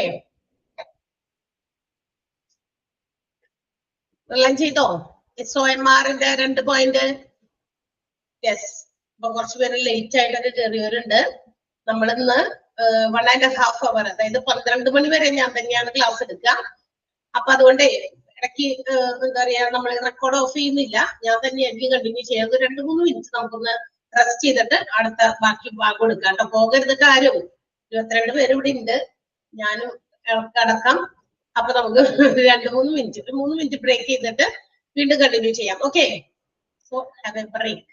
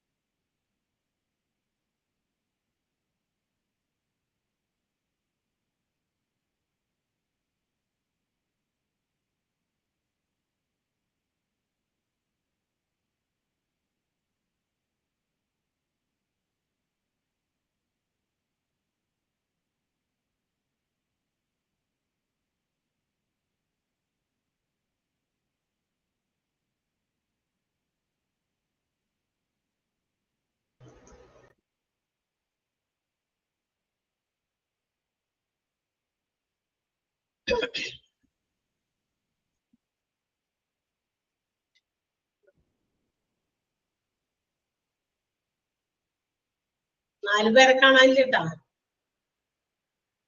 4 നമ്പർ അവിടെ കാണാൻ. 4 18 + 4 22 ഉണ്ടായിരുന്നു.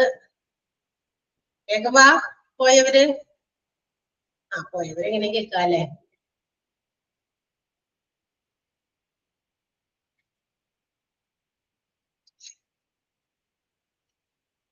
കുറച്ചുകൂടി ഉള്ളൂ നമ്മുടെ മെഡിക്കൽ റെക്കോർഡ്സ് എന്ന് പറയുന്ന ചാപ്റ്റർ. അടുത്തത് എന്റെ ചാപ്റ്റർ എളുപ്പമുണ്ടാ. മെഡിക്കൽ ഇൻഷുറൻസ് ആണ്. ഇൻട്രസ്റ്റിംഗ് ആയിട്ടുള്ള ചാപ്റ്റർ ആണ്.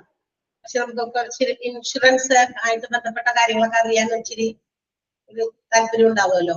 അതിന്റെ കാര്യങ്ങളാണ് ഇന്നത്തെ കാലത്ത് എല്ലാവർക്കും ഉണ്ടായിരിക്കേണ്ട ഒരു സാധനം കൂടിയാണ് മെഡിക്കൽ ഇൻഷുറൻസ്. കാരണം നമ്മള് ഒരു ദിവസവും ചിലതോറും നമ്മൾ ഈ എൻവയോൺമെന്റിൽ ജീവിക്കുമ്പോൾ നമ്മൾ രോഗികളായിക്കൊണ്ടിരിക്കുകയാണ്. തീർച്ചയായിട്ടും ഒരു മെഡിക്ലെയിം ഇൻഷുറൻസ് ഒക്കെ എല്ലാവർക്കും ഉണ്ടായിരിക്കണം. വിചാരിക്കും ഞാൻ ഇൻഷുറൻസ് ഏജന്റ് ആണെന്നോ. ഒരിക്കലും അല്ലട്ടാ. ഞാൻ നമ്മളുടെ ഇന്നത്തെ കാലഘട്ടത്തിന്റെ പ്രത്യേകത അനുസരിച്ച് പറഞ്ഞതാ. ഞാൻ ഇൻഷുറൻസ് ഏജന്റ് ഒന്നും അല്ലട്ടാ. പണ്ടൊക്കെ ഓർക്കണ്ട്, ഈ എന്താ പറയാ, പണ്ടൊക്കെ ഇതുപോലെ ആൾക്കാര് നമ്മുടെ വീടുകളില് നമ്മളൊക്കെ ചെറുതായിരുന്നപ്പ ഞാൻ ഇപ്പോഴും ഓർക്കുന്നുണ്ട്.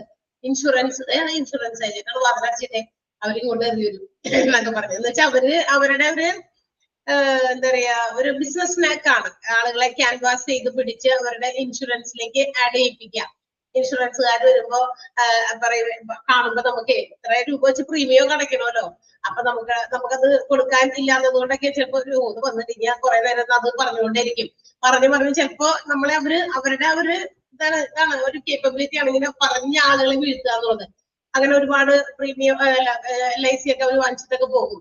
അപ്പൊ ഇത് ആൾക്കാരെ കാണുമ്പോഴേ നമ്മൾ ഓടി മറിയും, ഒന്നില്ലെങ്കിൽ വാലടിച്ചിടും, ആരും ഇല്ലാത്തവരൊക്കെ ഉപയോഗിക്കും, അങ്ങനെയൊക്കെ ആയിക്കോട്ടെ. പക്ഷെ ഇപ്പോഴത്തെ കാലത്ത് അങ്ങനെ ഓടുകയല്ല. എന്താണ് അതിന്റെ കൂടുതൽ അഡ്വാൻറ്റേജസ് ഒക്കെ മനസ്സിലാക്കി ഒരെണ്ണെങ്കിലും നമ്മൾ കയ്യിൽ പിടിക്കണം.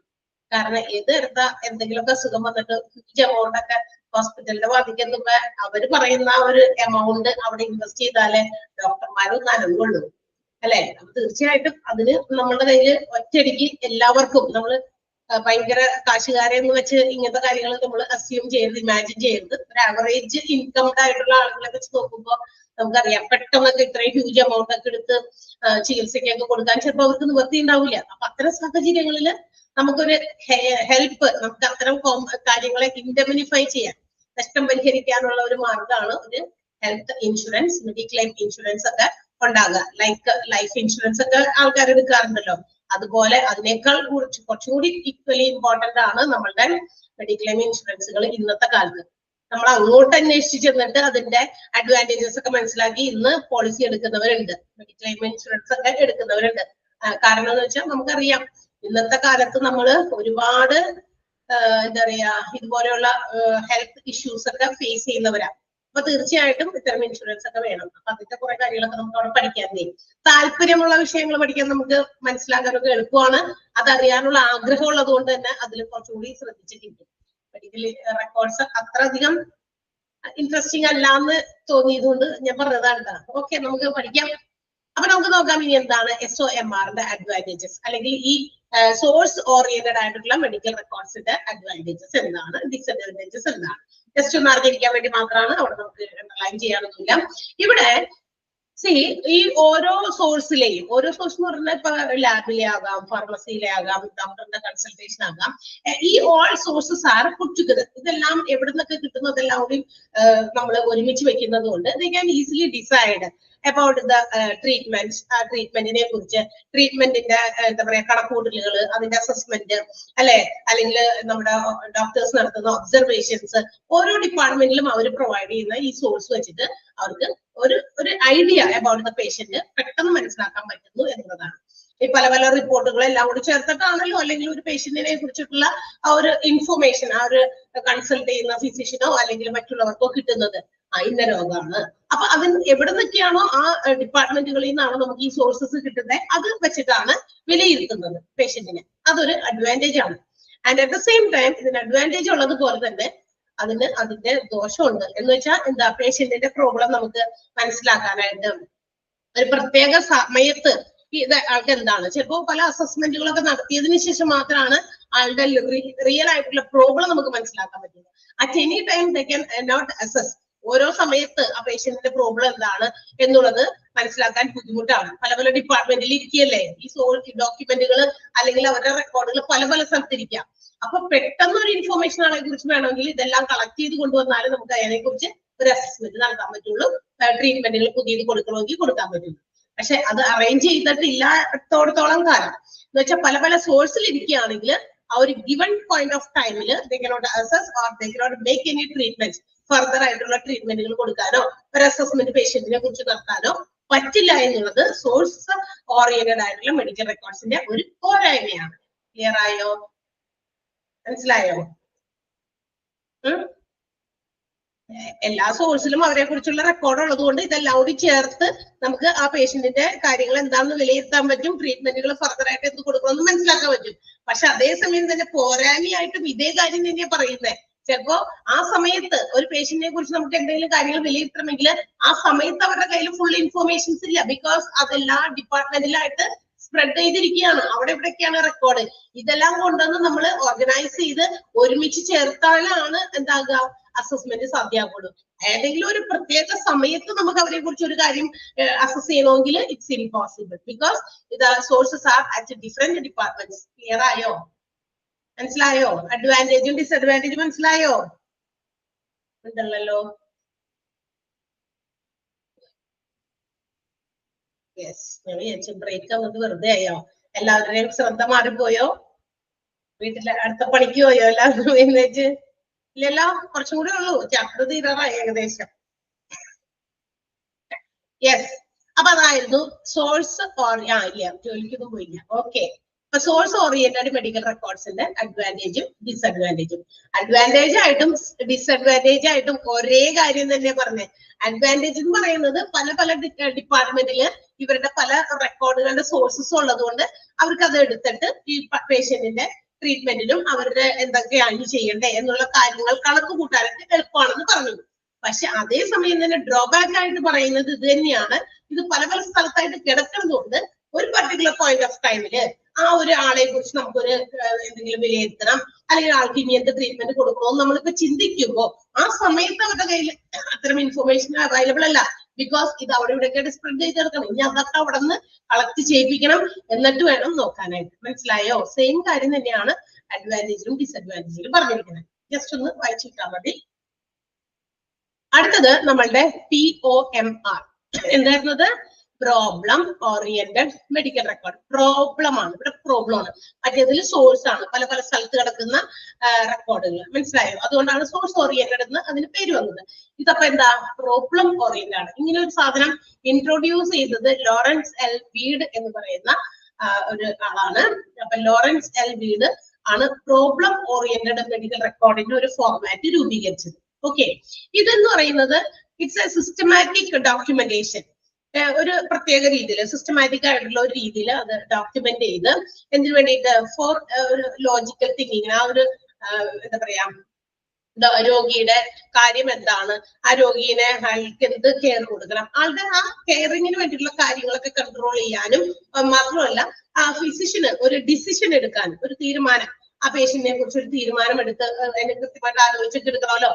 അപ്പൊ അതെല്ലാം ആലോചിച്ചെടുക്കാൻ വേണ്ടിയിട്ടുള്ള ഒരു ഡോക്യുമെന്റേഷൻ ആണ് എന്തെന്ന് പറയുന്നത് പ്രോബ്ലം ഓറിയന്റഡ് മെഡിക്കൽ റെക്കോർഡ് എന്ന് പറയുന്നത്. പക്ഷെ പേഷ്യന്റിന് എന്ത് രീതിയിലുള്ള കെയറിങ് കൊടുക്കണം, എന്താണ് ആൾക്ക് ട്രീറ്റ്മെന്റ് കൊടുക്കണ്ടേ, പുള്ളിക്കാരുടെ ഒരു തിങ്കിങ്ങിന് വേണ്ടിയിട്ടുള്ള എന്താ പറയാ ഇൻഫോർമേഷൻസ്. അപ്പൊ അതിന് വേണ്ടിയിട്ട് പല കാര്യങ്ങളും ഇയാളോട് ചോദിക്കണം, ഇയാളിൽ നിന്ന് കുറെ കാര്യങ്ങൾ കിട്ടണം, അല്ലെ? അപ്പൊ ഫിസിഷ്യൻ ഹാവ് ടു എക്സ്പ്ലെയിൻ എന്തൊക്കെയാണ് അയാളുടെ ക്ലിനിക്കൽ പ്രോബ്ലം എന്താണെന്ന് മനസ്സിലാക്കണം. അത് മാത്രമല്ല അതിന് വേണ്ടിയിട്ടുള്ള സൊല്യൂഷനും ആള് കണ്ടെത്തണം. അതാണ് problem. Problem about the patient. പേഷ്യന്റിന്റെ കാര്യങ്ങളെ കുറിച്ചുള്ള പ്രോബ്ലം ആണ് കേട്ടോ. ആളത് ചിന്തിച്ച് എടുത്ത് കാര്യങ്ങൾ അതിന് വേണ്ടിയിട്ട് ഒരു ഇതൊക്കെ റെക്കോർഡായിട്ട് ഡോക്യുമെന്റ് ആയിട്ട് എഴുതി വെക്കണം. അതാണ് പ്രോബ്ലം ഓറിയന്റഡ് ആയിട്ടുള്ള മെഡിക്കൽ റെക്കോർഡ് എന്ന് പറയുന്നത്. മനസ്സിലായോ? ഈ പ്രോബ്ലം ഓറിയന്റഡ് മെഡിക്കൽ റെക്കോർഡ്സിന്റെ പ്രധാനപ്പെട്ട ചില ഭാഗങ്ങളുണ്ട്. അപ്പൊ ഫിസിഷ്യൻ എന്താണ് ചെയ്യേണ്ടത്? ഇയാളുടെ പ്രശ്നം, ഇപ്പൊ ഞാൻ രോഗിയായിട്ട് ചെന്നിരിക്കുകയാണ്. അപ്പൊ പ്രോബ്ലം ഓറിയന്റഡ് ആയിട്ടുള്ള ഒരു മെഡിക്കൽ റെക്കോർഡ് ക്രിയേറ്റ് ചെയ്യണമെങ്കിൽ first of all the physician have to decide what is the problem of the patient. പേഷ്യന്റിന്റെ പ്രോബ്ലം എന്താണെന്ന് മനസ്സിലാക്കണ്ടേ? എന്നാലല്ലേ ആ പ്രോബ്ലം ഓറിയന്റ് ചെയ്തുള്ള ഒരു മെഡിക്കൽ റെക്കോർഡ് തയ്യാറാക്കാൻ പറ്റുള്ളൂ. എന്നിട്ട് അത് ആളുടെ ലോജിക്കൽ ആയിട്ടുള്ള തിങ്കിങ് ഉപയോഗിച്ച് ലോജിക്കലായിട്ട് ചിന്തിച്ച് ആളത് കണ്ടെത്തുന്നു. ഇവരിൽ നിന്ന് കിട്ടുന്ന വിവരങ്ങളും ഒക്കെ ശേഖരിച്ച് കൃത്യമായിട്ട് ഇതെന്താണെന്ന് ഡോക്യുമെന്റ് ചെയ്യും. അത്തരം ഡോക്യുമെന്റ് ആണ് പ്രോബ്ലം ഓറിയന്റഡ് മെഡിക്കൽ റെക്കോർഡ് എന്ന് പറയുന്നത്. അത് ഇൻട്രൊഡ്യൂസ് ചെയ്ത ആളുടെ പേര് ഇമ്പോർട്ടന്റ് ആണ്, അണ്ടർലൈൻ ചെയ്ത് വെക്കുക. POMR എന്ന് പറയുന്ന ഫോർമാറ്റ് ഇൻട്രൊഡ്യൂസ് ചെയ്തത് ആരാണെന്ന് ചോദിക്കാം. ഇനി അതിന്റെ ബേസിക് ആയിട്ടുള്ള പാർട്സ്, POMRന്റെ പ്രധാനപ്പെട്ട ഭാഗങ്ങൾ അതെന്താണെന്ന് വിവരിക്കുന്നുണ്ട്. Database, problem list, initial plans and progress notes. അതിന്റെ പേരിൽ നിന്ന് തന്നെ കുറെ കാര്യങ്ങൾ നമുക്ക് കിട്ടും കേട്ടോ. Database, problem list, initial plans and progress notes. ഇതാണ് നമ്മുടെ POMRന്റെ ബേസിക് ആയിട്ടുള്ള 4 ഭാഗങ്ങൾ. അതും ഒന്ന് അണ്ടർലൈൻ ചെയ്യാം. POMRലെ ഫസ്റ്റ് സെന്റൻസ് മാത്രമേ അണ്ടർലൈൻ ചെയ്യാനുള്ളൂ. POMR is introduced by dash Lawrence L Weed, അല്ലെങ്കിൽ dash introduced was introduced by Lawrence L Weed. Lawrence L Weed introduce ചെയ്ത മെഡിക്കൽ റെക്കോർഡിന്റെ ഫോർമാറ്റ് POMR. POMRന്റെ 4 ബേസിക് പാർട്സും അണ്ടർലൈൻ ചെയ്യാം.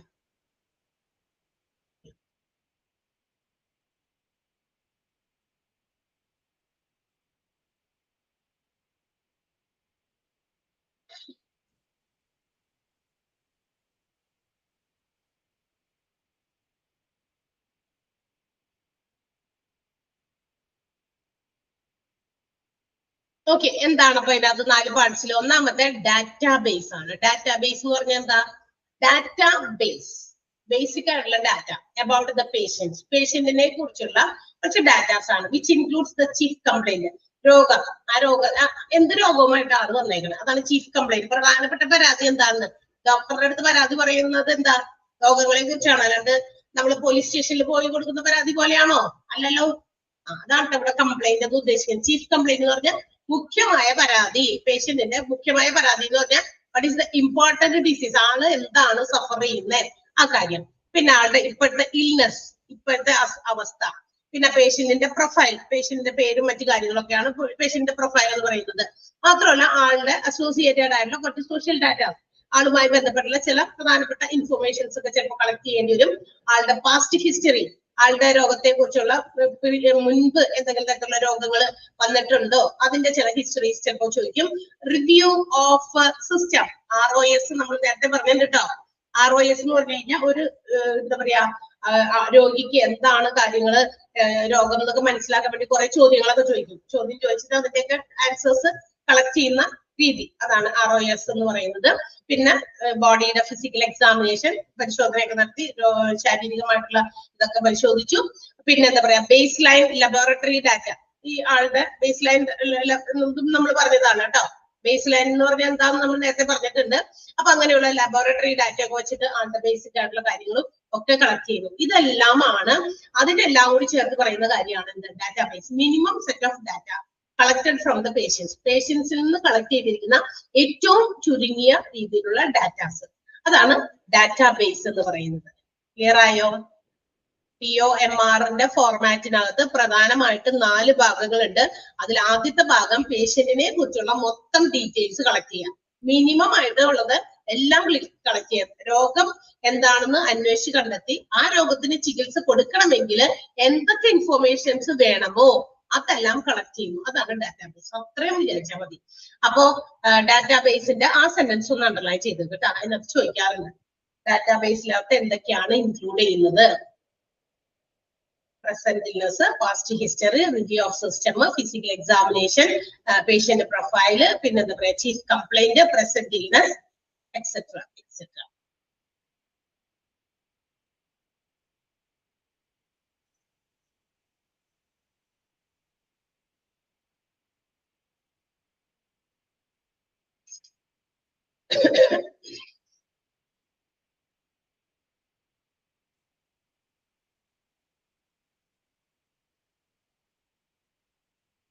അടുത്തത് പ്രോബ്ലം ലിസ്റ്റ് ആണ്. പ്രോബ്ലം ലിസ്റ്റ്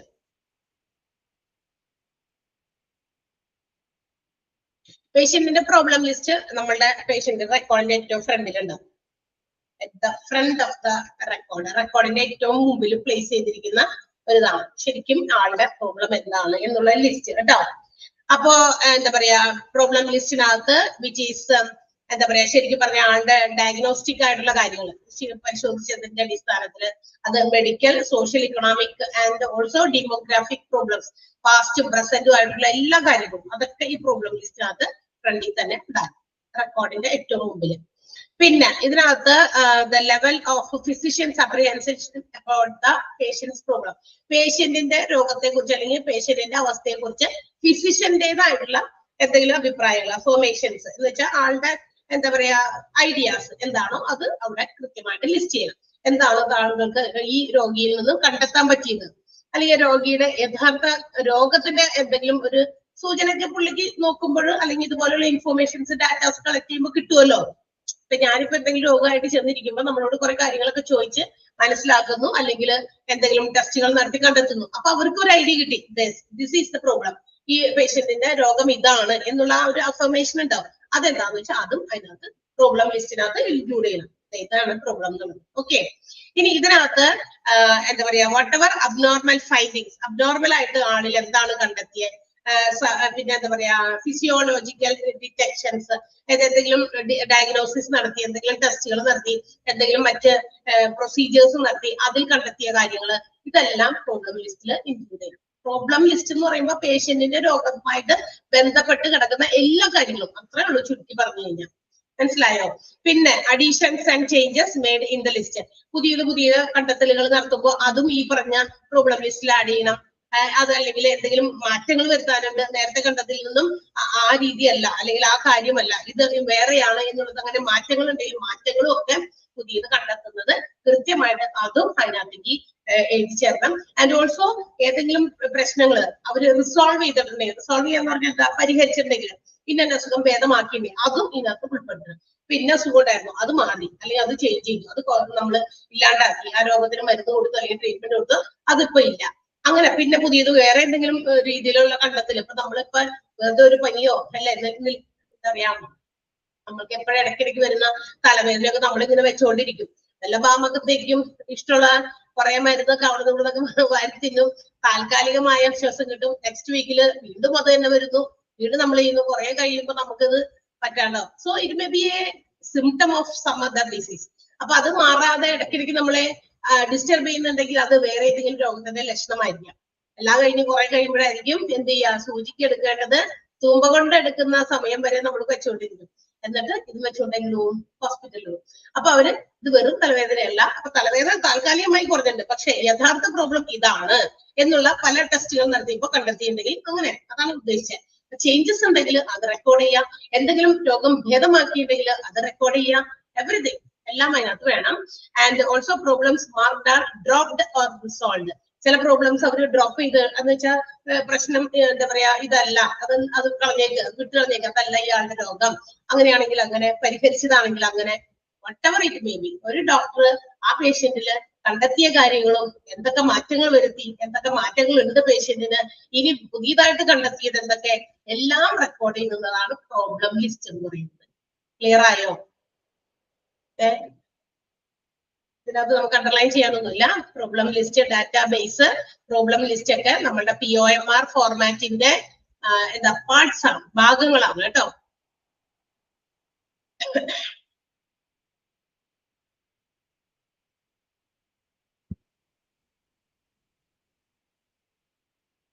പിന്നെ എവിടെയും തെറ്റുകളൊന്നും ഇല്ലല്ലോ, പിന്നെ തെറ്റൊന്നുമില്ല. ആ ഫസ്റ്റ് പേജിൽ ആ തുടങ്ങിയോടത്താണ് കുറച്ച് മിസ്അണ്ടർസ്റ്റാൻഡിംഗ് ആയിട്ട് കിടക്കുന്നത് നമ്മളുടെ നോട്ടിൽ, പ്രസന്റ് ചെയ്ത നോട്ടിൽ. ബാക്കി സ്ഥലത്തൊക്കെ കറക്റ്റ് ആയിട്ട് വന്നിട്ടുണ്ട്. SOMR എന്നുള്ളത് ഇടയിൽ അവിടെ എഴുതണമായിരുന്നു, അത് എഴുതിയില്ല, അതിങ്ങനെ പോയിന്റ് ആയിട്ട് ഇങ്ങനെ കണ്ടിന്യൂസ് ആയിട്ട് കയറി വന്നു. ഇന്റഗ്രേറ്റഡ് ഒക്കെ ലാസ്റ്റ് കിടക്കുന്നുണ്ട് അതിന്റെ എക്സ്പ്ലനേഷന്. എവിടെ ഉണ്ട്? 3 പാർട്സ് ആണ്, സോറി 3 പ്രധാനമായിട്ടുള്ള മെഡിക്കൽ റെക്കോർഡ് ഫോർമാറ്റ് ആണ്. ഒന്നാമത്തേത് SOMR, രണ്ടാമത്തേത് POMR, മൂന്നാമത്തേത് ഇന്റഗ്രേറ്റഡ് കേട്ടോ. അപ്പൊ POMR ആണ് നമ്മളിപ്പോ പറഞ്ഞുകൊണ്ടിരിക്കുന്നത്, progress notes, sorry problem list കേട്ടോ. അപ്പൊ പ്രോബ്ലം ലിസ്റ്റിലെ എല്ലാ കാര്യവും കഴിഞ്ഞു. ഇനി മൂന്നാമത്തെ പാർട്ട് ഏതാ? POMR മൂന്നാമത്തെ ഭാഗമാണ് ഇനീഷ്യൽ പ്ലാൻസ് ആണ്. ഇനീഷ്യൽ പ്ലാൻസ്, ഇപ്പൊ രോഗീനെ ആളുടെ കാര്യങ്ങളൊക്കെ പരിശോധിച്ചു, മനസ്സിലാക്കി, പേഷ്യൻസിന്റെ കണ്ടീഷനൊക്കെ മനസ്സിലാക്കി. And also if they have to learn more, പേഷ്യന്റിനെ കുറിച്ച് ഇനിയും കൂടുതലൊക്കെ കാര്യങ്ങളൊക്കെ അറിയാനുണ്ട് എങ്കിലൊക്കെ, അതുപോലെ തന്നെ ട്രീറ്റ്മെന്റ്, ആളുടെ കണ്ടീഷൻസ്, ഇതൊക്കെ have to be instructed to the patients അല്ലെ. ആ പേഷ്യന്റിനോട് കൃത്യമായിട്ടൊക്കെ മനസ്സിലാക്കി കൊടുക്കണം. അതാണ് ഇനീഷ്യൽ പ്ലാൻ എന്ന് പറയുന്നത്. അപ്പൊ നിങ്ങൾക്ക് ഇന്നതാണ് രോഗം, അപ്പൊ നിങ്ങൾക്ക് ഇങ്ങനെ ഒരു ടെസ്റ്റ് ഉണ്ട്, അല്ലെങ്കിൽ ഇങ്ങനെ ഒരു മരുന്നുകൾ നിങ്ങൾ കഴിക്കണം, ഇങ്ങനെയുള്ള കുറെ instructions will be provided to the patients. പേഷ്യന്റിനോട് കൊടുക്കുമല്ലോ, അതാണ് ഇനീഷ്യൽ പ്ലാൻ. തുടക്കത്തിൽ നമ്മളുടെ പ്ലാൻ എന്താണ്, നമ്മളുടെ എന്ന് പറഞ്ഞാൽ ആരുടെ, ഡോക്ടർ എന്തൊക്കെ കാര്യങ്ങളാണ് പ്ലാൻ ചെയ്യുന്നത്, അതാണ് ഇനീഷ്യൽ പ്ലാൻസിൽ ആദ്യം വരുന്നത്. അപ്പോ physician have to instruct or explain clearly to that particular പേഷ്യന്റിനോട് കൃത്യമായിട്ട് അത് മനസ്സിലാക്കി ക്ലിയർ ചെയ്ത് കൊടുക്കണം. പിന്നെ ഇനി ആളില് ആ ഇനീഷ്യൽ പ്ലാനിൽ തന്നെ if they have doubting something, ആളില് ഇതൊക്കെ കണ്ടിട്ട് അല്ലെങ്കിൽ ചില ടെസ്റ്റുകൾ നടത്തിയപ്പോൾ എന്തെങ്കിലും സംശയാസ്പദമായിട്ടൊക്കെ എന്തെങ്കിലും തോന്നുന്നുണ്ടെങ്കിൽ it also should be noted. അതും അവരോട് റൂൾഡ് ഔട്ട് ചെയ്ത് നോട്ട് ചെയ്യണം. എന്ന് വെച്ചാൽ കൃത്യമായിട്ട് അടിവരയിട്ട് പറഞ്ഞു കൊടുക്കണം, ഇന്ന ഒരു സംശയമുണ്ട്. സംശയം മാത്രമാണ്, മേ ബി പോസിറ്റീവ് ആകാം, നെഗറ്റീവ് ആകാം. അത് ഒരു സംശയമൊക്കെ ഉണ്ടെങ്കിൽ നമുക്കത് ടെസ്റ്റ് ചെയ്ത് നോക്കിയാലേ അറിയാൻ പറ്റുള്ളൂ. സോ അത് കൃത്യമായിട്ട് ആൾക്ക് വ്യക്തമായി കൊടുക്കുക. അതൊക്കെ ഇനീഷ്യൽ പ്ലാനിൽ ഉൾപ്പെടുത്തേണ്ട കാര്യങ്ങളാണ്. ആൻഡ് ഓൾസോ സ്പെസിഫിക് ആയിട്ടുള്ള പ്ലാൻസ്, ഡോക്ടർക്ക് ആൾക്ക് എന്തൊക്കെയെങ്കിലും ഡയഗ്നോസിസ് ചെയ്യാനുണ്ടോ, എന്തെങ്കിലും ഇപ്പോ നമ്മളുടെ എന്താ പറയാ ഈ സിസ്റ്റ് ഒക്കെ പോലത്തെ കാര്യങ്ങളൊക്കെ വരുമ്പോ അത് എടുത്തിട്ട് നമുക്ക് പാത്തോളജി ടെസ്റ്റിനൊക്കെ വേണ്ടിയിട്ട് കൊടുക്കേണ്ടി വരും. അപ്പൊ അങ്ങനെയുള്ള കാര്യങ്ങളൊക്കെ ഉണ്ടെങ്കിൽ ഇൻഫോർമേഷൻസ് കൂടുതൽ ഉണ്ടെങ്കിൽ അത് കാറ്റഗറൈസ് ചെയ്ത് അതിനെ കുറിച്ചുള്ള പ്ലാൻസും ഒക്കെ പേഷ്യൻസിനെ ക്ലിയർ ആയിട്ട് മനസ്സിലാക്കി കൊടുക്കേണ്ടി വരും. പിന്നെ തെറാപ്പീസ്, ട്രീറ്റ്മെന്റ്സ്, ഏതൊക്കെ ടൈപ്പ് ഓഫ് ഡ്രഗ്സ്, ഏതൊക്കെ പ്രൊസീജിയേഴ്സ്, ആ പ്രൊസീജിയർ കൊണ്ട് എന്താണ് ഇവർ ഉദ്ദേശിക്കുന്നത്, what is the goal of the procedure, അല്ലെ, ഇന്ന മരുന്ന് തരുന്നതിന്റെ ഉദ്ദേശം എന്താണ്, അങ്ങനെയുള്ള കാര്യങ്ങൾ അതൊക്കെ കൃത്യമായിട്ട് ഇനീഷ്യൽ പ്ലാൻസിൽ ഉൾപ്പെടുത്തണം. And also patient education. Patient education എന്ന് പറഞ്ഞാൽ എന്താ,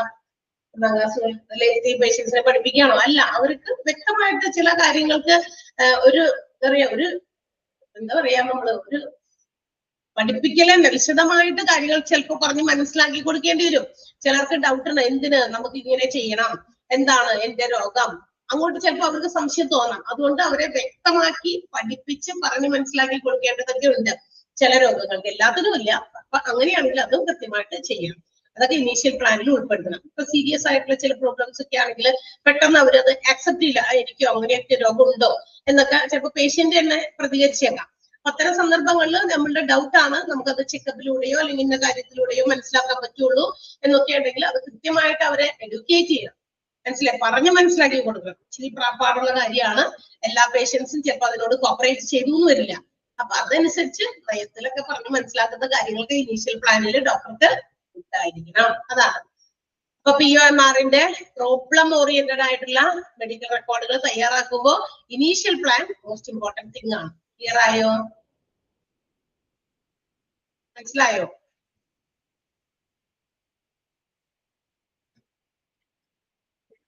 യെസ്.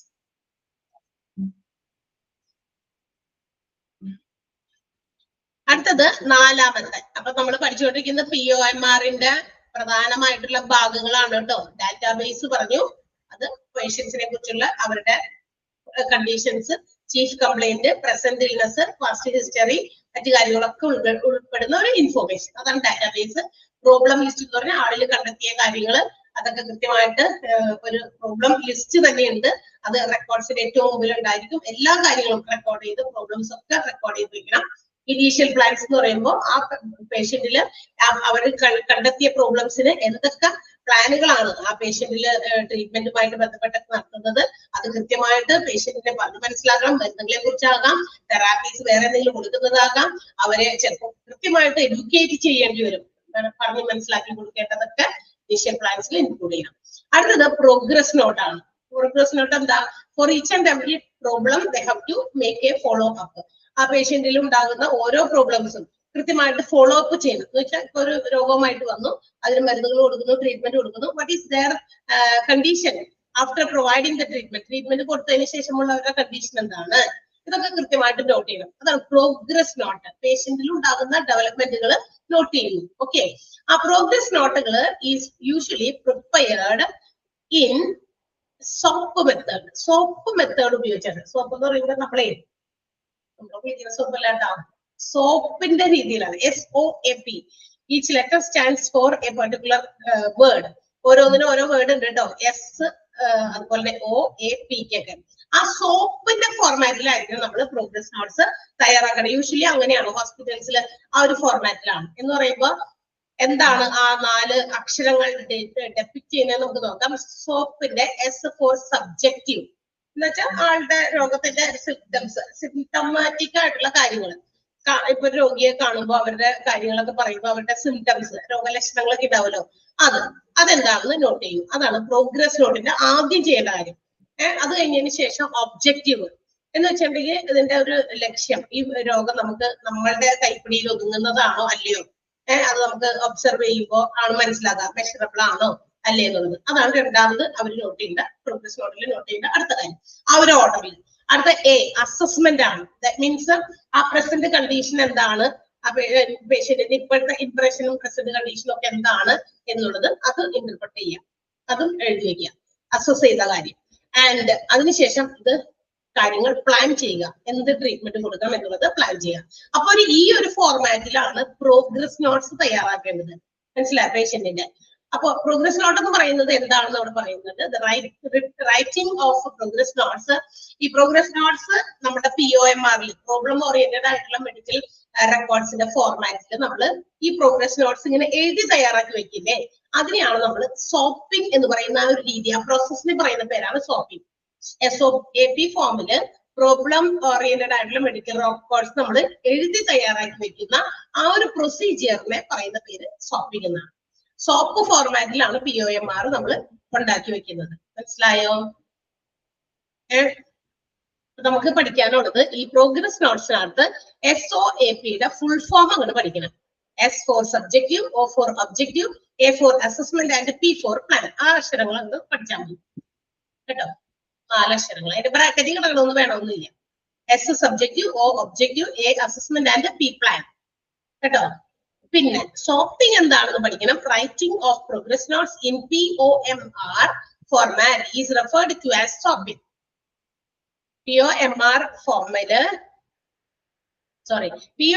ഫോർമാറ്റില് SOAP ഫോം ഉപയോഗിച്ച് നമ്മൾ എഴുതുന്നതിനെയാണ് സോപ്പിംഗ് എന്ന് പറയുന്നത് കൊണ്ട് ഉദ്ദേശിക്കുന്നത്. അതുകൊണ്ട് അണ്ടർലൈൻ ചെയ്യും.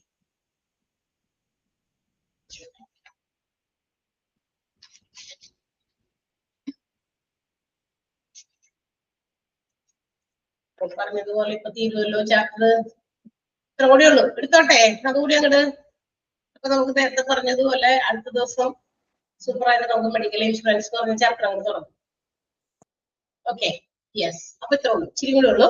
അപ്പൊ നമ്മള് മെഡിക്കൽ റെക്കോർഡിന്റെ ഫോർമാറ്റില് SOMR എന്ന് പറയുന്ന സോഴ്സ് ഓറിയന്റഡ് ആയിട്ടുള്ള മെഡിക്കൽ റെക്കോർഡ്, സോഴ്സുകളിൽ നിന്ന് പല പല സ്രോതസ്സുകളിൽ നിന്ന്, സോഴ്സിന്റെ മലയാളം വീടാണ് പല പല സ്രോതസ് എന്ന് പറഞ്ഞാൽ എന്താ, എന്തെങ്കിലും ഒരു സാധനം കിട്ടുന്ന ഉറവിടം, അതിനെയാണ് സ്രോതസ് വിളിക്കുക അല്ലെ. അപ്പൊ sun is the source of എന്താ പറയാ, ലൈറ്റ് എനർജി, ഹീറ്റ് എനർജി എന്നൊക്കെ നമുക്ക് പറയാലോ. അതുപോലെ അത് സ്രോതസ്സാണ്. സൂര്യൻ എന്ന് പറയുന്നത് ചൂടും വെളിച്ചമൊക്കെ കിട്ടുന്ന ഒരു ഊർജ ഉറവിടമാണ് അല്ലെ, സ്രോതസ്സാണ്. അതുപോലെ ഇതെന്താ പറയാ, സോഴ്സുകളിൽ നിന്ന് പല പല ഡിപ്പാർട്ട്മെന്റുകളിൽ നിന്ന് കളക്ട് ചെയ്യുന്ന മെഡിക്കൽ റെക്കോർഡ്. പ്രോബ്ലം ഓറിയന്റഡ് എന്ന് പറഞ്ഞാൽ ആളുടെ പ്രോബ്ലത്തെ നോക്കിയിട്ട്, ആളുടെ പേഷ്യന്റിന്റെ കൃത്യമായിട്ടുള്ള രോഗത്തിന്റെ വിവരങ്ങളൊക്കെ നോക്കിയിട്ടുള്ള അങ്ങനത്തെ മെഡിക്കൽ റെക്കോർഡുകൾ, അതാണ് problem oriented. And last one is integrated medical റെക്കോർഡാണ്. ഇതിനകത്ത് എല്ലാ ഫോംസും ഉണ്ടായിരിക്കും. ആ പേഷ്യന്റിന്റെ പല കാര്യങ്ങളും, ആളെ സംബന്ധിക്കുന്ന പല കാര്യങ്ങളും, എടുത്ത റിപ്പോർട്ടുകളുടെ ഒക്കെ എല്ലാ ഫോമും കൃത്യമായിട്ട് ക്രോണോളജിക്കൽ ഓർഡറിൽ അറേഞ്ച് ചെയ്ത് വെച്ചിട്ടുണ്ടാവും. അതാണ് ഇന്റഗ്രേറ്റഡ്. ഇന്റഗ്രേറ്റഡ് എന്ന് പറഞ്ഞാൽ എന്താ, എല്ലാം കൂടി ഒരുമിപ്പിച്ച് ഇന്റഗ്രേറ്റ് ചെയ്ത് സമഗ്രമാക്കി വെച്ചിരിക്കുന്നത്. അപ്പൊ ഒരു ക്രോണോളജിക്കൽ ഓർഡറിൽ എല്ലാ ഫോംസും അറേഞ്ച് ചെയ്ത് വെച്ചിട്ടുണ്ടായിരിക്കും. അപ്പൊ നഴ്സിംഗ് സ്റ്റേഷൻസില് തുടക്കം തുടങ്ങിയുള്ള ഡിസ്ചാർജ് വരെ, അതായത് when the patient comes to the hospital at the registration point and up to the time of discharge വരെയുള്ള തുടക്കം തുടങ്ങിയ അവസാനം വരെയുള്ള എല്ലാ റെക്കോർഡ്സും കൃത്യമായിട്ട് ഓർഗനൈസ് ചെയ്ത് എന്ത് ചെയ്യുന്നു, കൊണ്ടുവന്ന് വെക്കുന്നു. അതാണ് ഇന്റഗ്രേറ്റഡ് മെഡിക്കൽ റെക്കോർഡ്സ് എന്ന് പറയുന്ന ഫോർമാറ്റിലാണ് ചെയ്യാം. സോ ദാറ്റ് അപ്പൊ അങ്ങനെ റെക്കോർഡ്സ് ഒക്കെ കൂടി ഒരു സ്ഥലത്ത് കൊണ്ടുവരുമ്പോ നമുക്ക് എന്താണ് പറ്റാം, അവരുടെ ഹിസ്റ്ററി, പേഷ്യന്റിന്റെ ഹിസ്റ്ററി, ഫിസിക്കൽ എക്സാമിനേഷൻ, പിന്നെ പ്രോഗ്രസ് നോട്ടുകള്, നഴ്സസിന്റെ നോട്ട്സ്, എക്സ്റേ റിപ്പോർട്ടുകള്, മറ്റേതെങ്കിലും തരത്തിലുള്ള നോട്ടുകള്, കൺസൾട്ടേഷൻ റെക്കോർഡ്സ് എല്ലാം കൃത്യമായിട്ട് അറേഞ്ച് ചെയ്ത് എല്ലാം കൊണ്ടത് ആ കൃത്യമായ ഓർഡറിൽ, ക്രോണോളജിക്കൽ ഓർഡർ എന്ന് പറയുമ്പോൾ എന്ത് ചെയ്യാം, നമ്മളുടെ സമയത്തിനനുസരിച്ച് വന്നത് മുതൽ പോകുന്നത് വരെയുള്ള ആ ഓർഡർ അനുസരിച്ച്, ഡേറ്റ് അനുസരിച്ച്, സമയം അനുസരിച്ച് ഓർഡർ ചെയ്ത് വെക്കുന്നു. അതാണ് ഇന്റഗ്രേറ്റഡ് മെഡിക്കൽ റെക്കോർഡ്സ് എന്ന് പറയുന്നത്. ക്ലിയർ ആയോ?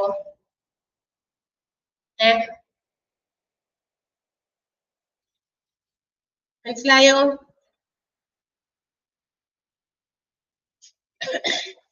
അപ്പോ ഈ ഇന്റഗ്രേറ്റഡ് മെഡിക്കൽ റെക്കോർഡ്സിനകത്ത് എന്താ പറയാ, all forms R combined in strict chronological order എന്നുള്ളത് അണ്ടർലൈൻ ചെയ്ത് വെക്കാം.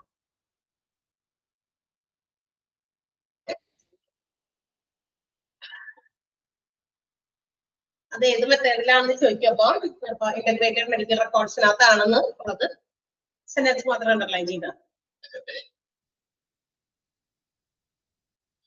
ഓക്കെ, ഇനി അതിനുമുണ്ട് എന്ത് അഡ്വാൻറ്റേജസും ഡിസ്അഡ്വാൻറ്റേജസും.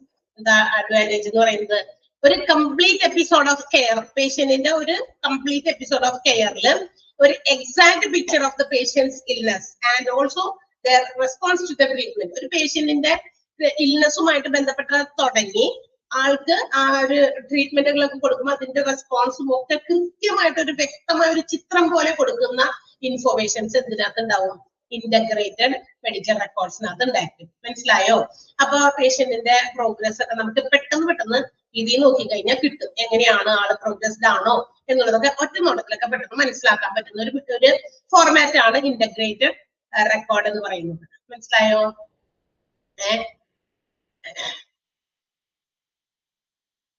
ഇതിന്റെ അഡ്വാൻറ്റേജ് അതാണ്.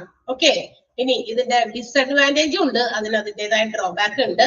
മറ്റ് റിപ്പോർട്ട്സുമായിട്ടൊക്കെ കമ്പയർ ചെയ്യുമ്പോൾ എന്താ പറയാ, നമുക്കറിയാം ഇതിപ്പോ ഒറ്റ റെക്കോർഡായിട്ടൊക്കെ ഇരിക്കുമ്പോ പല കാര്യങ്ങൾ ഇപ്പൊ നമ്മള് എന്താ പറയാ, ഒരു എക്സാമ്പിൾ പറയുന്നത് ഫാസ്റ്റിംഗ് ബ്ലഡ് ഷുഗർ ലെവൽസ്, അതൊക്കെ ഒരു ഇൻഡിവിജ്വലിന്റെ ഒറ്റ ടൈമിൽ ഒരാളുടെ മാത്രമേ നമുക്ക് റെക്കോർഡ് ചെയ്യാൻ പറ്റൂ. ഇൻഡിവിജ്വൽ ആയിട്ടുള്ള റെക്കോർഡിങ്സ് ആണ്.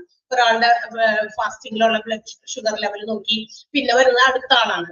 മനസ്സിലായി? അപ്പൊ ഇതൊക്കെ ഇങ്ങനെ കുറെ ഇങ്ങനെ മാറി പോയിട്ടുണ്ടായിരിക്കും. പിന്നെ ഇനി അടുത്തത് വരുന്നത് എന്താ, വേറെ ആളുകളുടെയാണ്. അപ്പൊ ഇത് ഇങ്ങനെ കുറെ യൂണിറ്റുകൾ അതിനിടയിൽ കൂടി തന്നെ ഇപ്പൊ ഒരു ലാബിൽ പോയിട്ട് ഈ ഷുഗർ ലെവൽ ടെസ്റ്റ് നടത്തുമ്പോൾ അതിനകത്ത് ഒരുപാട് ആളുകളുടെ ഉണ്ടായിരിക്കും. അതിൽ നിന്നൊക്കെ ഒരു റിപ്പോർട്ടൊക്കെ എടുത്ത് മറ്റുള്ളവരുമായിട്ടൊക്കെ കമ്പയർ ചെയ്യാനായിട്ട് ഇച്ചിരി ഡിഫിക്കൽട്ട് ആണെന്നാണ് ഡിസഡ്വാൻറ്റേജസ് ആയിട്ട് പറയുന്നത് കേട്ടോ. ഒരു ഡ്രോബാക്ക് ആയിട്ട് പറയുന്നത് മാത്രമാണ്. ഓക്കെ, അത്രേ ഉള്ളൂ. നമ്മളുടെ ഇന്റഗ്രേറ്റഡ് മെഡിക്കൽ റെക്കോർഡ്സ് എന്താണെന്ന് മാത്രം നിങ്ങൾ അറിഞ്ഞാൽ മതി. ഇതിനകത്ത് എന്താ പറയാ, ഒരു ക്രോണോളജിക്കൽ ഓർഡറിൽ സ്ട്രിക്റ്റ് ആയിട്ട് എല്ലാ ഫോംസും അറേഞ്ച് ചെയ്ത് വെക്കുന്ന ഒരു രീതിയാണ് ഇന്റഗ്രേറ്റഡ് മെഡിക്കൽ റെക്കോർഡ്സ്.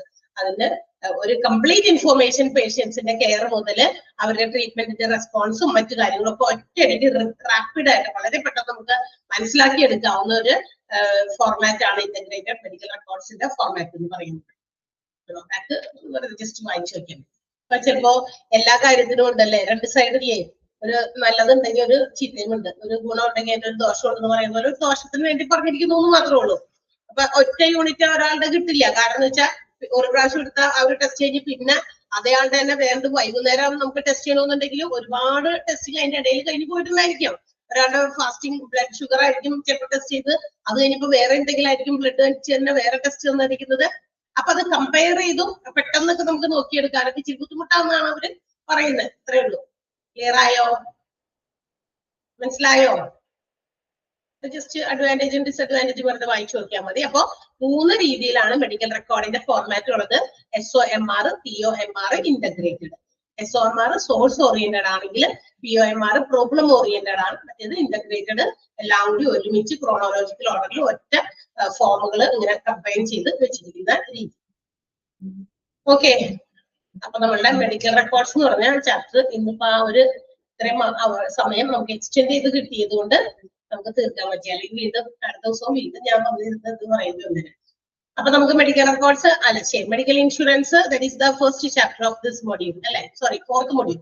4ാമത്തെ മൊഡ്യൂളിന്റെ ആദ്യത്തെ ചാപ്റ്റർ ആണ് നമ്മളുടെ മെഡിക്കൽ ഇൻഷുറൻസ് എന്ന് പറയുന്നത്. അടുത്ത ദിവസം എടുക്കാം അല്ലെ?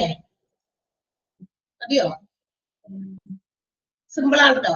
മതി. അടുത്തത് കുറെ നേരം ഒന്നും നിങ്ങളെ ബോറടിപ്പിക്കണ്ടല്ലോ. അടുത്ത ദിവസം എടുക്കണമെന്നുള്ളൂ. അയ്യോ,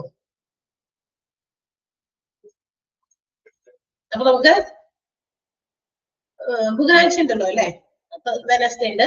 അപ്പൊ വെനസ്ഡേ കാണാം. Okay, bye. വൈകി വന്നവരോട് പറയാം കേട്ടോ, ഇന്ന് ക്ലാസ് ഇല്ല. ബിഗിനിങ്ങിൽ ഞാൻ പറഞ്ഞു ഇന്ന് ഒറ്റയടിക്ക് എന്താ പറയാ 10:30 ക്ലാസ് തുടങ്ങി നമ്മൾ എടുത്തതാണ്. ഇടയ്ക്ക് 2-3 മിനിറ്റ് ബ്രേക്ക് ചെയ്തു. കറക്റ്റ് 3 മിനിറ്റ് കഴിഞ്ഞപ്പോ നമ്മൾ വീണ്ടും ക്ലാസ് തുടങ്ങി. ഇനി ബാക്കി ക്ലാസ് ഇല്ല. അതിന്റെ മിസ്സിന് ഇന്ന് ലീവാണ്. അപ്പൊ അതുകൊണ്ട് ഞാൻ തന്നെ അങ്ങോട്ട് തുടങ്ങി. ഇത്രയും നേരം എടുത്തത് കൊണ്ട് ആ ചാപ്റ്റർ തീർന്നു. അപ്പൊ അടുത്ത ദിവസം കാണാം പുതിയ ചാപ്റ്റർ കേട്ടോ. ഓക്കെ, നന്നായിട്ട് വായിച്ചു നോക്കിട്ടാ medical records. Bye. Thank you. Love you. Thank U.